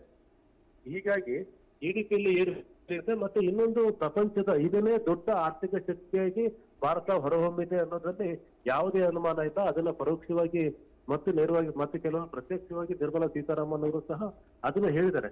ಭಾರತ ವಿಶ್ವದ 5ನೇ ದೊಡ್ಡ ಆರ್ಥಿಕ ಶಕ್ತಿಯಾಗಿದೆ ಅಂತೇಳಿ. ಆದ್ರೆ ಆರ್ಥಿಕ ಶಕ್ತಿಯಾಗಿದೆ ಅಂತಂದ್ರೆ ಅದು ಈ ಕೇವಲ ಒಂದು 5 ವರ್ಷದಲ್ಲಾಯ್ತು 8 ವರ್ಷದಲ್ಲಾಯ್ತು ಅಂತ ಹೇಳಲಿಕ್ಕಾಗಲ್ಲ. ನಿರಂತರವಾಗಿ ಭಾರತದ ಆರ್ಥಿಕ ನೀತಿಗಳೇನಿದೆ ಆ ಆರ್ಥಿಕ ನೀತಿಗಳು ಇವತ್ತು ಈ ಭಾರತವನ್ನ ಈ ಸ್ಥಿತಿಗೆ ತಂದಿದ್ದೇವೆ ಅಂತ ಹೇಳ್ಬೋದೇ ಹೊರತು ಈಗ 5 ವರ್ಷದಲ್ಲಿ ಏನೋ ಒಂದು ಮ್ಯಾಜಿಕ್ ಆಗಿ ಭಾರತ 5ನೇ ಸ್ಥಾನಕ್ಕೆ ಬಂತು, ಆರ್ಥಿಕ ಶಕ್ತಿ ಆಯ್ತು ಅಂತ ಹೇಳೋಕೆ ಆಗೋದಿಲ್ಲ. ಈಗ 10 ಟ್ರಿಲಿಯನ್ ಎಕಾನಮಿಯನ್ನ ರೀಚ್ ಆಗಬೇಕು ಅನ್ನುವಂತ ಗುರಿ ಏನಿತ್ತು, ಆ 10 ಟ್ರಿಲಿಯನ್ ಎಕಾನಮಿಯನ್ನ ಯಾವಾಗ ರೀಚ್ ಮಾಡ್ತೀವಿ ಅನ್ನೋದನ್ನ ಒಂದು ಈ ಬಜೆಟ್ ನಲ್ಲಿ ಅಂತ ಇದ್ರು ಹಿಂದೆನೂ ಸಹ ಪ್ರಧಾನಿ ನರೇಂದ್ರ ಮೋದಿ ಅವರ ಸರ್ಕಾರ ಮತ್ತೆ ನಿರ್ಮಲಾ ಸೀತಾರಾಮನ್ ಅವರು ಹೇಳಿ 10 ಟ್ರಿಲಿಯನ್ ರೀಚ್ ಆಗಬೇಕು ಅಂತ ಹೇಳಿ. ಆದ್ರೆ ಬೇರೆ ದೇಶಗಳು ಈಗ 60 ಟ್ರಿಲಿಯನ್ 80 ಟ್ರಿಲಿಯನ್ ಎಲ್ಲ ಹೋಗಿದಾವೆ. ಭಾರತ 10 ಟ್ರಿಲಿಯನ್ಗೆನೆ ಈಗ ಪ್ರಪಂಚದ 5ನೇ ಆರ್ಥಿಕ ದೊಡ್ಡ ಶಕ್ತಿಯಾಗಿದೆ. ಈ ನಿಟ್ಟಿನಲ್ಲಿ ಮುಂದುವರಿಯಕ್ಕೆ ಇದುವರೆಗೂ ಭಾರತವನ್ನು ಆಳಿದಂತ ಎಲ್ಲಾ ಪ್ರಧಾನಿಗಳು ಮತ್ತೆ ಎಲ್ಲಾ ಸಚಿವರು ಸಹ ಅವರ ಪಾಲುದಾರಿಕೆ ಇದ್ದೇ ಇರುತ್ತೆ. ಹಾಗಾಗಿ ಈ ನಿಟ್ಟಿನಲ್ಲಿ ಈ ಬಾರಿಯ ಬಜೆಟ್ ಅನ್ನ ನೋಡಿದ್ರೆ ತುಂಬಾ ನಿರೀಕ್ಷೆ ಇಲ್ಲದೆ ಇರತಕ್ಕಂಥ ಬಜೆಟ್. ಆದ್ರೆ ಇರುವಂತದ್ರಲ್ಲಿ ಏನ್ ಮಾಡಬಹುದು ಅನ್ನೋದನ್ನ ಒಂದು ಆ ಮಿತಿಯಲ್ಲೇ ನಿರ್ಮಲಾ ಸೀತಾರಾಮನ್ ಅವರು ಘೋಷಣೆ ಮಾಡಿದ್ದಾರೆ. ಇನ್ನ ಏನು ರೈಲ್ವೆ ಮತ್ತು ರೈಲ್ವೆ ಬಜೆಟ್ ಬೇರೆ ಆಗ್ತಿತ್ತು, ಮತ್ತೆ ಸಾಮಾನ್ಯ ಬಜೆಟ್ ಬೇರೆ ಆಗ್ತಿತ್ತು. ಆದ್ರೆ ಹಲವು ವರ್ಷಗಳಿಂದ ಎರಡು ಬಜೆಟ್ಗಳು ಒಟ್ಟಿಗೆ ಆಗ್ತಾ ಇದೆ.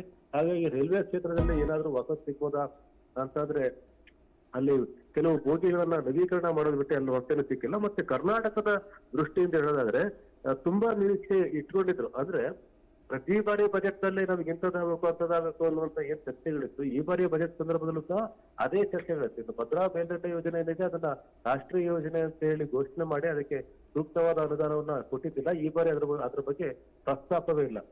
ಇನ್ನ ಕರ್ನಾಟಕದಲ್ಲಿ ಆಗ್ಬೇಕಾದಂತ ಸುಮಾರು ರೈಲು ಮಾರ್ಗಗಳಿದ್ದು, ಮತ್ತೆ ಶಿವಮೊಗ್ಗಕ್ಕೆ ಮತ್ತೆ ಮಲೆನಾಡಿಗೆ ಬಹಳ ಮುಖ್ಯವಾದಂತ ಶಿವಮೊಗ್ಗ ಶಿಕಾರಿಪುರ ರಾಣೆಬೆನ್ನೂರು ರೈಲು ಮಾರ್ಗ, ಹಿರೇಕೆರೆ ರೈಲು ಮಾರ್ಗ ಆಗಿರ್ಬೋದು, ಅಥವಾ ತಾಳಗುಪ್ಪ ಶಿರ್ಸಿ ಹುಬ್ಳಿ ರೈಲು ಮಾರ್ಗ ಆಗಿರ್ಬೋದು, ಇವೆಲ್ಲ ಸಮೀಕ್ಷೆ ಆಗಿದೆ.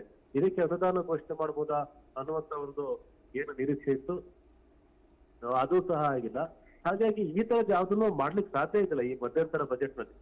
ಕೇವಲ ಹಣವನ್ನ ಆಯಾ ಇಲಾಖೆಗಳಿಗೆ, ಇಲಾಖೆ ಸಚಿವಾಲಯಗಳಿಗೆ ಮತ್ತೆ ಆ ಕಾರ್ಯಕ್ರಮಗಳಿಗೆ ಹಣವನ್ನು ನಿಗದಿ ಮಾಡಬಹುದೇ ಹೊರತು ಇನ್ನು ಹೊಸದೇನೂ ಮಾಡೋಕ್ ಸಾಧ್ಯ ಇದ್ದಿಲ್ಲ. ಈ ರೈಲ್ವೆ ಇಲಾಖೆಗೆ ಇಷ್ಟು ಅನುದಾನ ಅನ್ನುವಂತ ನಿಗದಿ ಮಾಡ್ಬೋದು, ಆದ್ರೆ ಇಂತಿಂತ ಯೋಜನೆಗಳಿಗೆ ಅನುದಾನ ಅಂತ ಹೇಳಿ ಹೇಳೋದು ಕಷ್ಟ ಆಗುತ್ತೆ. ಯಾಕಂದ್ರೆ ಮುಂಬರುವ ಸರ್ಕಾರ ಅದು ಯಾರದೇ ಸರ್ಕಾರ ಆಗುತ್ತೆ, ಬಿಜೆಪಿ ಸರ್ಕಾರವಾಗಿ, NDA ಸರ್ಕಾರವಾಗಿರ್ಲಿ ಅಥವಾ ಇಂಡಿಯಾ ಸರ್ಕಾರವಾಗಿ ಯಾವುದೇ ಆಗುತ್ತೆ, ಆ ಸರ್ಕಾರದ ಜವಾಬ್ದಾರಿ ಆಗಿರುತ್ತೆ ಈ ಬಜೆಟ್ ಅನ್ನ ಅನುಷ್ಠಾನ ಮಾಡುವಂತದ್ದು. ಬಜೆಟ್ ಅನ್ನ ಈಗ ಘೋಷಣೆ ಮಾಡುವಂತ ಬಜೆಟ್ ಏನಿದೆ ಇದು 2024 ಏಪ್ರಿಲ್ 1ರಿಂದ 2025 ಮಾರ್ಚ್ 31ರವರೆಗೆ ಮಾಡಬಹುದಂತ ಕೆಲಸ ಮತ್ತೆ ಬಳಕೆ ಆಗಬಹುದಂತ ಅನುದಾನದ ಬಗ್ಗೆ ಮಾಡುವಂತ ಬಜೆಟ್ ಇದು. ಹಾಗಾಗಿ ಆ ಸಂದರ್ಭದಲ್ಲಿ ಇರ್ತಕ್ಕಂಥ ಸರ್ಕಾರ ಅದನ್ನ ಅನುಷ್ಠಾನ ಮಾಡಬೇಕಾಗುತ್ತೆ. ಈ ನಿಟ್ಟಿನಲ್ಲಿ ಇರುವಂತ ಮಿತಿಯಲ್ಲಿಯೇ ಒಂದಿಷ್ಟು ಹೊಸ ಯೋಜನೆಗಳನ್ನ ಅಥವಾ ಹೊಸ ಸುಧಾರಣೆಗಳನ್ನ ನಿರ್ಮಲಾ ಸೀತಾರಾಮನ್ ಅವರು ಘೋಷಣೆ ಮಾಡಿದ್ದಾರೆ. ಮತ್ತು ಬಹಳ ಮುಖ್ಯವಾಗಿ ತಮ್ಮ ಸರ್ಕಾರದ ಹಿಂದಿನ ಅವಧಿಯ ಸಾಧನೆಗಳನ್ನ ಹೇಳಲಿಕ್ಕೆ ಈ ಅವಕಾಶನ ತುಂಬಾ ಚೆನ್ನಾಗಿ ಬಳಸ್ಕೊಂಡಿದ್ದಾರೆ ಅಂತ ಹೇಳ್ಬೋದು ನೈನಾ. ಓಕೆ, ಇನ್ನು ಏನು ಆದಾಯ ತೆರಿಗೆ ಅಂದ್ರೆ 7 ಲಕ್ಷದ ಮಿತಿ ಇದೆ, ಅದು ಸ್ವಲ್ಪ ಹೆಚ್ಚಾಗಬಹುದೇನೋ ಅಂತ ಇಡೀ ರಾಜ್ಯದ ಜನರಾಗಿರ್ಬೋದು, ದೇಶದ ಜನರಾಗಿರ್ಬೋದು ಕಾಯ್ತಾ ಇದ್ರು. ಅಂದ್ರೆ ಮುಂಬರುವಂತ ಲೋಕಸಭೆ ಚುನಾವಣೆ ಹೊಸಲಿನಲ್ಲಿ ಏನಾದ್ರೂ ಒಂದು ಗಿಫ್ಟ್ ಅನ್ನ ಕೇಂದ್ರ ಜನಗಳಿಗೆ ಕೊಡ್ಬೋದು ಅನ್ನುವಂತ ನಿರೀಕ್ಷೆ ಇತ್ತು. ಆದ್ರೆ ಅದನ್ನು ಕೂಡ ಈ ಬಾರಿ ಹೆಚ್ಚಳ ಮಾಡಿಲ್ಲ. ಈ ಬಗ್ಗೆ ಏನ್ ಹೇಳ್ತೀರಾ? 7 ಲಕ್ಷ ಆದಾಯ ಇರುವವರಿಗೆ ಯಾವುದೇ ತೆರಿಗೆ ಇಲ್ಲ. ಇದು ಈ ಹಿಂದಿನ ಬಜೆಟ್ ಅಲ್ಲಿ ಘೋಷಣೆ ಆಗಿತ್ತು. ಮತ್ತೆ ಆದಾಯ ತೆರಿಗೆ ನೀತಿಯಲ್ಲಿ ಯಾವುದೇ ಬದಲಾವಣೆ ಇಲ್ಲ. ಅದನ್ನ ನಿರ್ಮಲಾ ಸೀತಾರಾಮನ್ ಅವರು ಸ್ಪಷ್ಟವಾಗಿ ಹೇಳಿದ್ದಾರೆ. 7 ಲಕ್ಷ ಆದಾಯ ಮಿತಿ ಏನಿದೆ ಇದು ಜಾಸ್ತಿ ಆಗುತ್ತಾ ಅನ್ನುವಂತ ನಿರೀಕ್ಷೆ ಇದ್ದಿದ್ದು ಸಹಜ ಜನರಲ್ಲಿ. ಯಾಕಂದ್ರೆ ಪ್ರತಿ ವರ್ಷ ಸ್ವಲ್ಪ ಸ್ವಲ್ಪ ಜಾಸ್ತಿ ಆಗ್ತಾ ಇತ್ತು. ಒಂದು ಸಂದರ್ಭದಲ್ಲಿ 1 ಲಕ್ಷ ಇತ್ತು, 1.5 ಲಕ್ಷ ಇತ್ತು, ಈಗ ಅದು 7 ಲಕ್ಷದವರೆಗೆ ಬಂದಿದೆ ಅಂತಂದ್ರೆ ಸ್ವಲ್ಪನಾದ್ರೂ ಹೆಚ್ಚಾಗ್ಬೋದಾ ಅನ್ನುವಂತ ನಿರೀಕ್ಷೆ ಸಹಜವಾಗಿಯೇ ಇತ್ತು. ಆದ್ರೆ ಸ್ಪಷ್ಟವಾಗಿತ್ತು ಅದನ್ನ ಮಾಡ್ಲಿಕ್ಕೆ ಸಾಧ್ಯ ಇಲ್ಲ ಅಂತೇಳಿ. ಈಗ ವಾಣಿಜ್ಯ ಸಂಘದ ರಾಜ್ಯಾಧ್ಯಕ್ಷರು ಇದೇ ಮಾತನ್ನ ಹೇಳಿದ್ರು, ನಾವ್ ಯಾವುದೂ ಹೊಸದನ್ನ ನಿರೀಕ್ಷೆ ಮಾಡ್ತಾ ಇಲ್ಲ ಈ ಬಾರಿಯ ಬಜೆಟ್ ನಲ್ಲಿ ಅಂತ ಹೇಳಿ. ಯಾಕಂದ್ರೆ ಸ್ಪಷ್ಟವಾಗಿತ್ತು ಹೊಸದನ್ನ ನಿರೀಕ್ಷೆ ಮಾಡ್ಲಿಕ್ಕೆ ಸಾಧ್ಯ ಇಲ್ಲ ಅಂತ ಹೇಳಿ. ಹಾಗಾಗಿ ಜನಪ್ರಿಯ ಘೋಷಣೆಗಳಿಂದ ಈ ಬಾರಿಯ ಬಜೆಟ್ ಹೊರತಾಗಿದೆ. ಮುಂಬರುವ 5 ವರ್ಷದ ದೃಷ್ಟಿಕೋನವನ್ನು ಇಟ್ಕೊಂಡು ಮತ್ತೆ ಮುಂದೆ ಬರ್ತಕ್ಕಂಥ ಸರ್ಕಾರ ಇವ್ರದೇ ಆಗಿರ್ಬೋದು, ಬೇರೆದೇ ಆಗಿರ್ಬೋದು, ಆ ಸರ್ಕಾರ ಹೆಚ್ಚು ಫ್ಲೆಕ್ಸಿಬಲ್ ಆಗಿ ಕೆಲಸ ಮಾಡ್ಲಿಕ್ಕೆ ಅವಕಾಶವನ್ನ ಅಲ್ಲಿ ಇಟ್ಟು ಈ ಬಜೆಟ್ ಅನ್ನ ಮಂಡಿಸಿದ್ದಾರೆ. ಹಾಗಾಗಿ ಆದಾಯ ಮಿತಿಯಲ್ಲಿ ಯಾವುದೇ ಹೆಚ್ಚಳವನ್ನಾಗ್ಲಿ ಸರ್ಕಾರ ಈ ಬಜೆಟ್ ನಲ್ಲಿ ಘೋಷಣೆ ಮಾಡಿಲ್ಲ ನೈನಾ. ಓಕೆ, ನಿಮ್ಮೆಲ್ಲ ಮಾಹಿತಿಗಾಗಿ ಧನ್ಯವಾದಗಳು.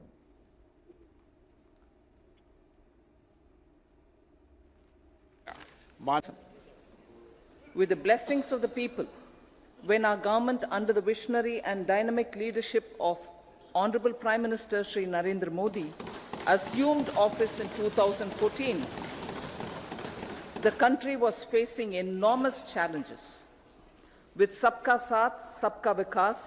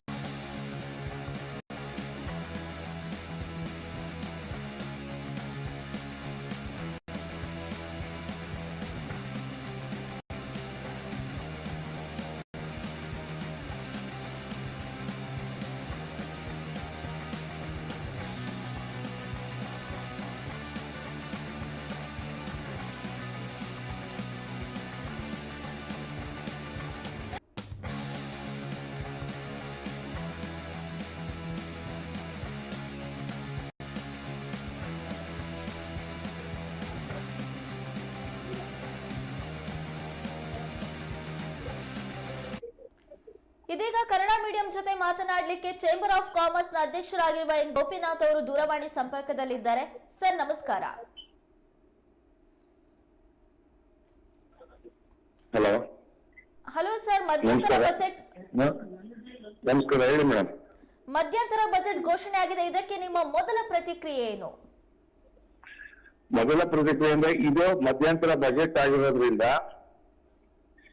ಎಲ್ಲರೂ ಚುನಾವಣೆ ನಿಮಿತ್ತ ಇರೋದ್ರಿಂದ ಅದು ಪೂರಕವಾಗಿ ಬಜೆಟ್ ಮಂಡನೆ ಮಾಡ್ತಿತ್ತು. ಆದ್ರೆ ಆ ರೀತಿಯ ಬಜೆಟ್ ಮಂಡನೆ ಆಗಿಲ್ಲ. ಈ ಬಜೆಟ್ ಅನ್ನ ನಾವು 2014ರಲ್ಲಿ ಮೊದಲನೇ ಬಾರಿಗೆ ಬಜೆಟ್ ಮಂಡಿಸಿದಾಗಲಿಂದ ಇಲ್ಲಿವರೆಗೆ ಅವರು ಏನೇನು ಘೋಷಣೆ ಮಾಡಿದ್ರು ಅದನ್ನ ಜಾರಿ ತಂದಿರೋ ಇಲ್ವೋ ಅನ್ನೋದನ್ನ ನೋಡ್ಕೊಂಡು ನಿರ್ಧಾರ ಮಾಡಬೇಕಾದ ಸಮಯ. ಹಾಗಾಗಿ ಮೂಲಭೂತ ಸೌಕರ್ಯಗಳಲ್ಲಿ ಹಣವನ್ನು ತೊಡಗಿಸಿ ಎಂಪ್ಲಾಯ್ಮೆಂಟ್ ಅನ್ನ ಜಾಸ್ತಿ ಮಾಡೋದು ಅಂತ ಇರೋದು, ರಸ್ತೆ, ರೈಲು, ವಿಮಾನ ನಿಲ್ದಾಣ ಹೆಚ್ಚಳ, ಭಾರತವನ್ನ 3ನೇ ಅತಿ ದೊಡ್ಡ ಆರ್ಥಿಕ ಶಕ್ತಿಯಾಗಿ ಮಾಡುವಂಥದ್ದು, ಇದೆಲ್ಲದನ್ನು ನೋಡಿದಾಗ ರೈಟ್ ಡೈರೆಕ್ಷನ್ ಸರ್ಕಾರ ತಗೊಂಡೋಗ್ತಾ ಇದೆ. ಹಾಗೂ ವಿಕಸಿತ ಭಾರತಕ್ಕೆ ಅವರು ಏನು ಕನಸನ್ನು ಕಟ್ಟಿದ್ರು ಆ ದಿಕ್ಕಿನಲ್ಲಿ ಪೂರಕವಾಗಿ ನಡ್ಕೊಂಡು ಹೋಗ್ತಾ ಇದ್ದಾರೆ ಅಂತ ಭಾವಿಸಬಹುದು.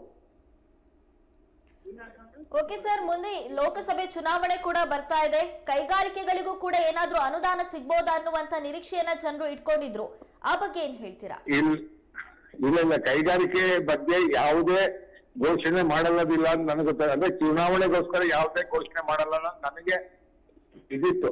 ಅಂದ್ರೆ ರಾಜ್ಯ ಸರ್ಕಾರ ಮಾಡೋದು ಸೆಂಟ್ರಲ್ ಗವರ್ಮೆಂಟ್ ಆ ರೀತಿ ಮಾಡಲ್ಲ ಅಂತೇಳಿ ಅವರು ಇದುವರೆಗೆ 10 ವರ್ಷದ ಕಾರ್ಯ ಯೋಜನೆ ಏನಿತ್ತು ಅದೇ ಪ್ರಕಾರ ನಡ್ಕೊಂಡೋಗಿ ಅದನ್ನೇ ಮುಂದಕ್ಕೂ ಕಟ್ಟ ಯೋಜನೆ ಅಂತ. ಅದರಲ್ಲಿ ಈಗ ಸ್ಮಾರ್ಟ್ ಸಿಟಿ GST ಇಂಪ್ಲಿಮೆಂಟೇಷನ್ ಮಾಡ್ತೀವಿ ಅಂತ 2014ರಲ್ಲಿ ಹೇಳಿದ್ರು, ಅದನ್ನ ಇಂಪ್ಲಿಮೆಂಟ್ ಮಾಡಿದ್ದಾರೆ. ತೆರಿಗೆ ಸಂಗ್ರಹ ಡಬಲ್ ಆಗಿದೆ. ಸ್ಮಾರ್ಟ್ ಸಿಟಿ ಅಂತೇಳಿ 1,000 ಸಿಟಿ ನಿರ್ಮಾಣಕ್ಕೆ ಘೋಷಣೆ ಮಾಡಿದ್ರು, ಅದಾಗಿದೆ. ಗತಿಕಾಲ್ ಯೋಜನೆ ಅಂತ ಮಾಡಿ ಎಲ್ಲಾ ರೋಡ್ಸ್ ಮಾಡುವಂತದ್ದು ಕೆಲಸ ಮಾಡಿದ್ದಾರೆ. ಈ ರೀತಿ ಎಲ್ಲವನ್ನು ಬೇಕಾಗಿದ್ದು ಅಂದ್ರೆ ಡೆವಲಪ್ಡ್ ಕಂಟ್ರಿ ಅದಕ್ಕೆ ಏನ್ ಬೇಕೋ ಅಷ್ಟು ಪ್ಯಾರಾಮೀಟರ್ಸ್ಗೆ ಪೂರ್ವಕವಾಗಿ ಕೆಲಸ ಮಾಡ್ಕೊಂಡು ಹೋಗಿ ಇವತ್ತು ಭಾರತ 3ನೇ ಸ್ಥಾನದಲ್ಲಿ ನಿಂತಿದೆ. ಓಕೆ ಸರ್, ಶಿವಮೊಗ್ಗದಲ್ಲಿ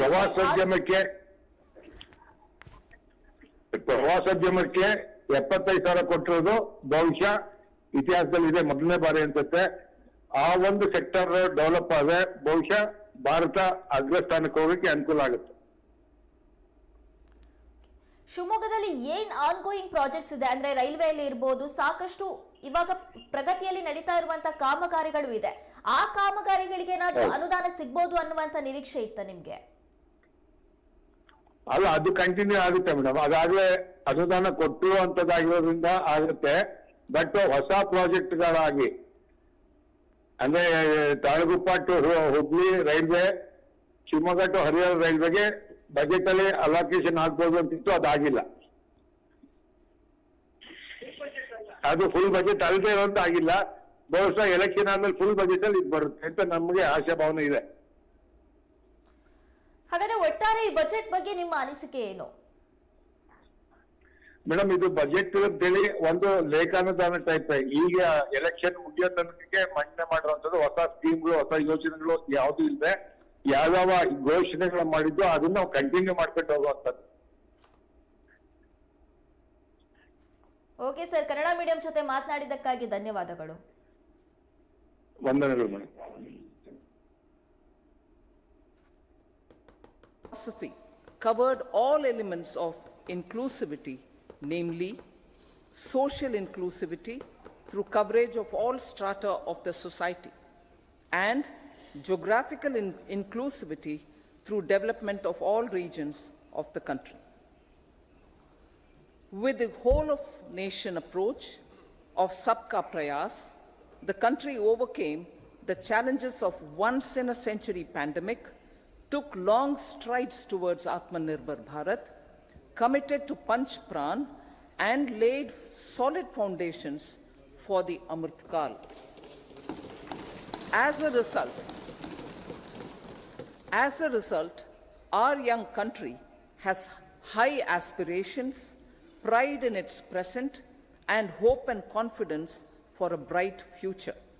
We expect that our government, based on its stupendous work, will be blessed again by the people with a resounding mandate. Inclusive development and growth. Our humane and inclusive approach to development is a marked and deliberate departure. ಕೇಂದ್ರ ಸರ್ಕಾರದ ಮಧ್ಯಂತರ budget ಘೋಷಣೆಯಾಗಿದೆ. ಈ budget ಬಗ್ಗೆ ದೇಶದ ಜನರಿಗೆ ಅಪಾರವಾದಂತ ನಿರೀಕ್ಷೆ ಇತ್ತು. ಯಾಕಂದ್ರೆ ಇನ್ನು 2-3 ತಿಂಗಳಲ್ಲಿ ಲೋಕಸಭೆ ಚುನಾವಣೆಗಳು ನಡೆಯುತ್ತೆ. ಈ ಸಂದರ್ಭದಲ್ಲಿ ದೇಶಕ್ಕೆ ಏನಾದರೂ ಬಂಪರ್ ಗಿಫ್ಟ್ ಅನ್ನ ಕೇಂದ್ರ ಸರ್ಕಾರ ಈ ಬಜೆಟ್ ನಲ್ಲಿ ನೀಡಬಹುದಾ ಅನ್ನುವಂಥದ್ದನ್ನ ಎಲ್ಲರೂ ಕೂಡ ಎದುರು ನೋಡ್ತಾ ಇದ್ರು. ಆದ್ರೆ ಎಲ್ಲರ ನಿರೀಕ್ಷೆ ಸ್ವಲ್ಪ ಮಟ್ಟಿಗೆ ಹುಸಿಯಾಗಿದೆ ಅಂತಾನೆ ಹೇಳ್ಬೋದು. ನಿರ್ಮಲಾ ಸೀತಾರಾಮನ್ ಅವರ 6ನೇ ಬಜೆಟ್ ಅನ್ನ ಮಂಡನೆ ಮಾಡಿದ್ದಾರೆ. ಮೋದಿ ಸರ್ಕಾರದ ಕೊನೆಯ ಬಜೆಟ್ ಇದಾಗಿದೆ. ಈ ಬಾರಿಯ ಏನು ಲೋಕಸಭೆ ಚುನಾವಣೆ ನಡೆಯೋದಕ್ಕಿಂತ ಮುಂಚಿನ ಕೊನೆಯ ಬಜೆಟ್ ಇದಾಗಿದೆ. ಇನ್ನು 2047ರ ಹೊತ್ತಿಗೆ ವಿಕಸಿತ ಭಾರತವನ್ನ ನಿರ್ಮಾಣ ಮಾಡ್ತೀವಿ.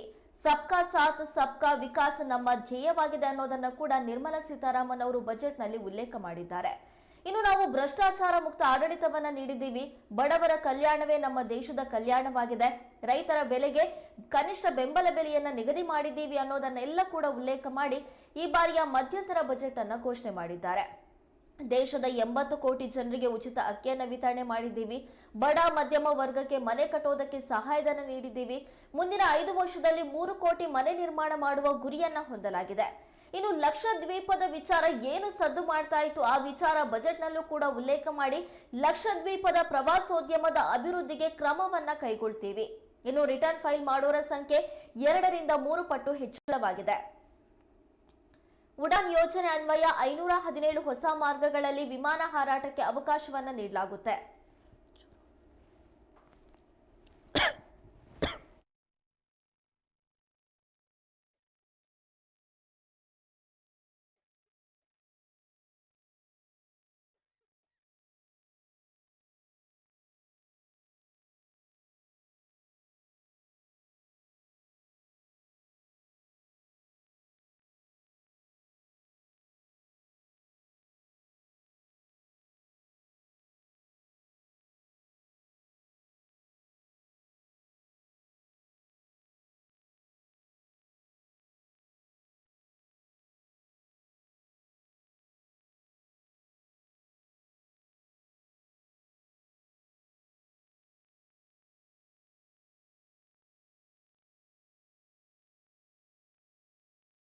Development started reaching the people at scale.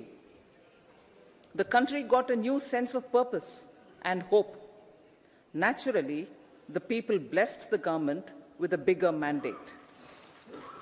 In the second term, our government, under the leadership of Honorable Prime Minister, doubled down on its responsibilities to build a prosperous country with comprehensive development of all people and all regions.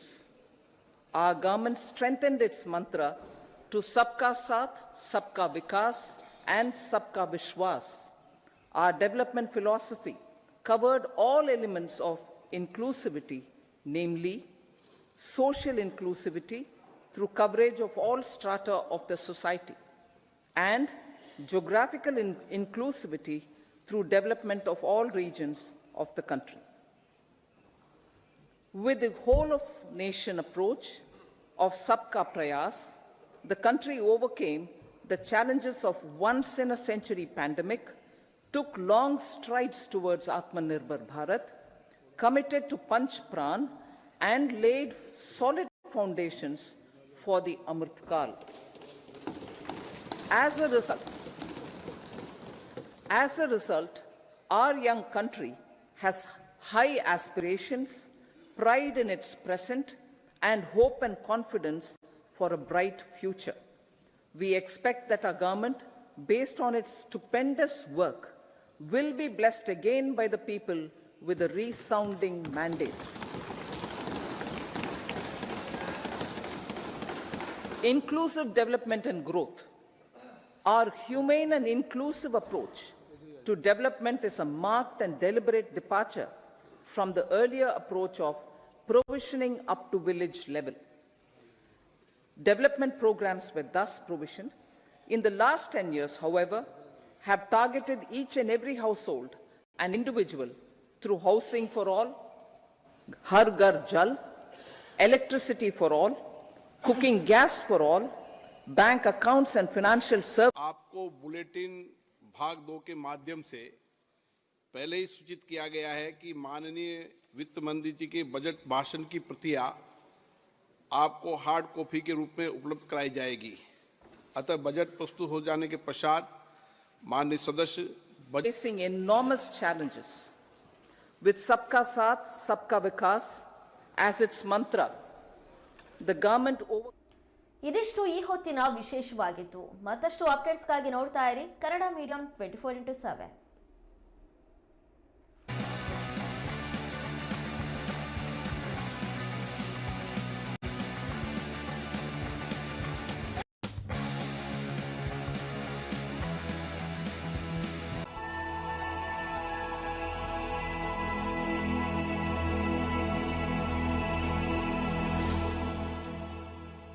ನಿಮ್ಮ ಊರಿನಲ್ಲೂ ಸಮಸ್ಯೆಗಳಿವೆಯಾ?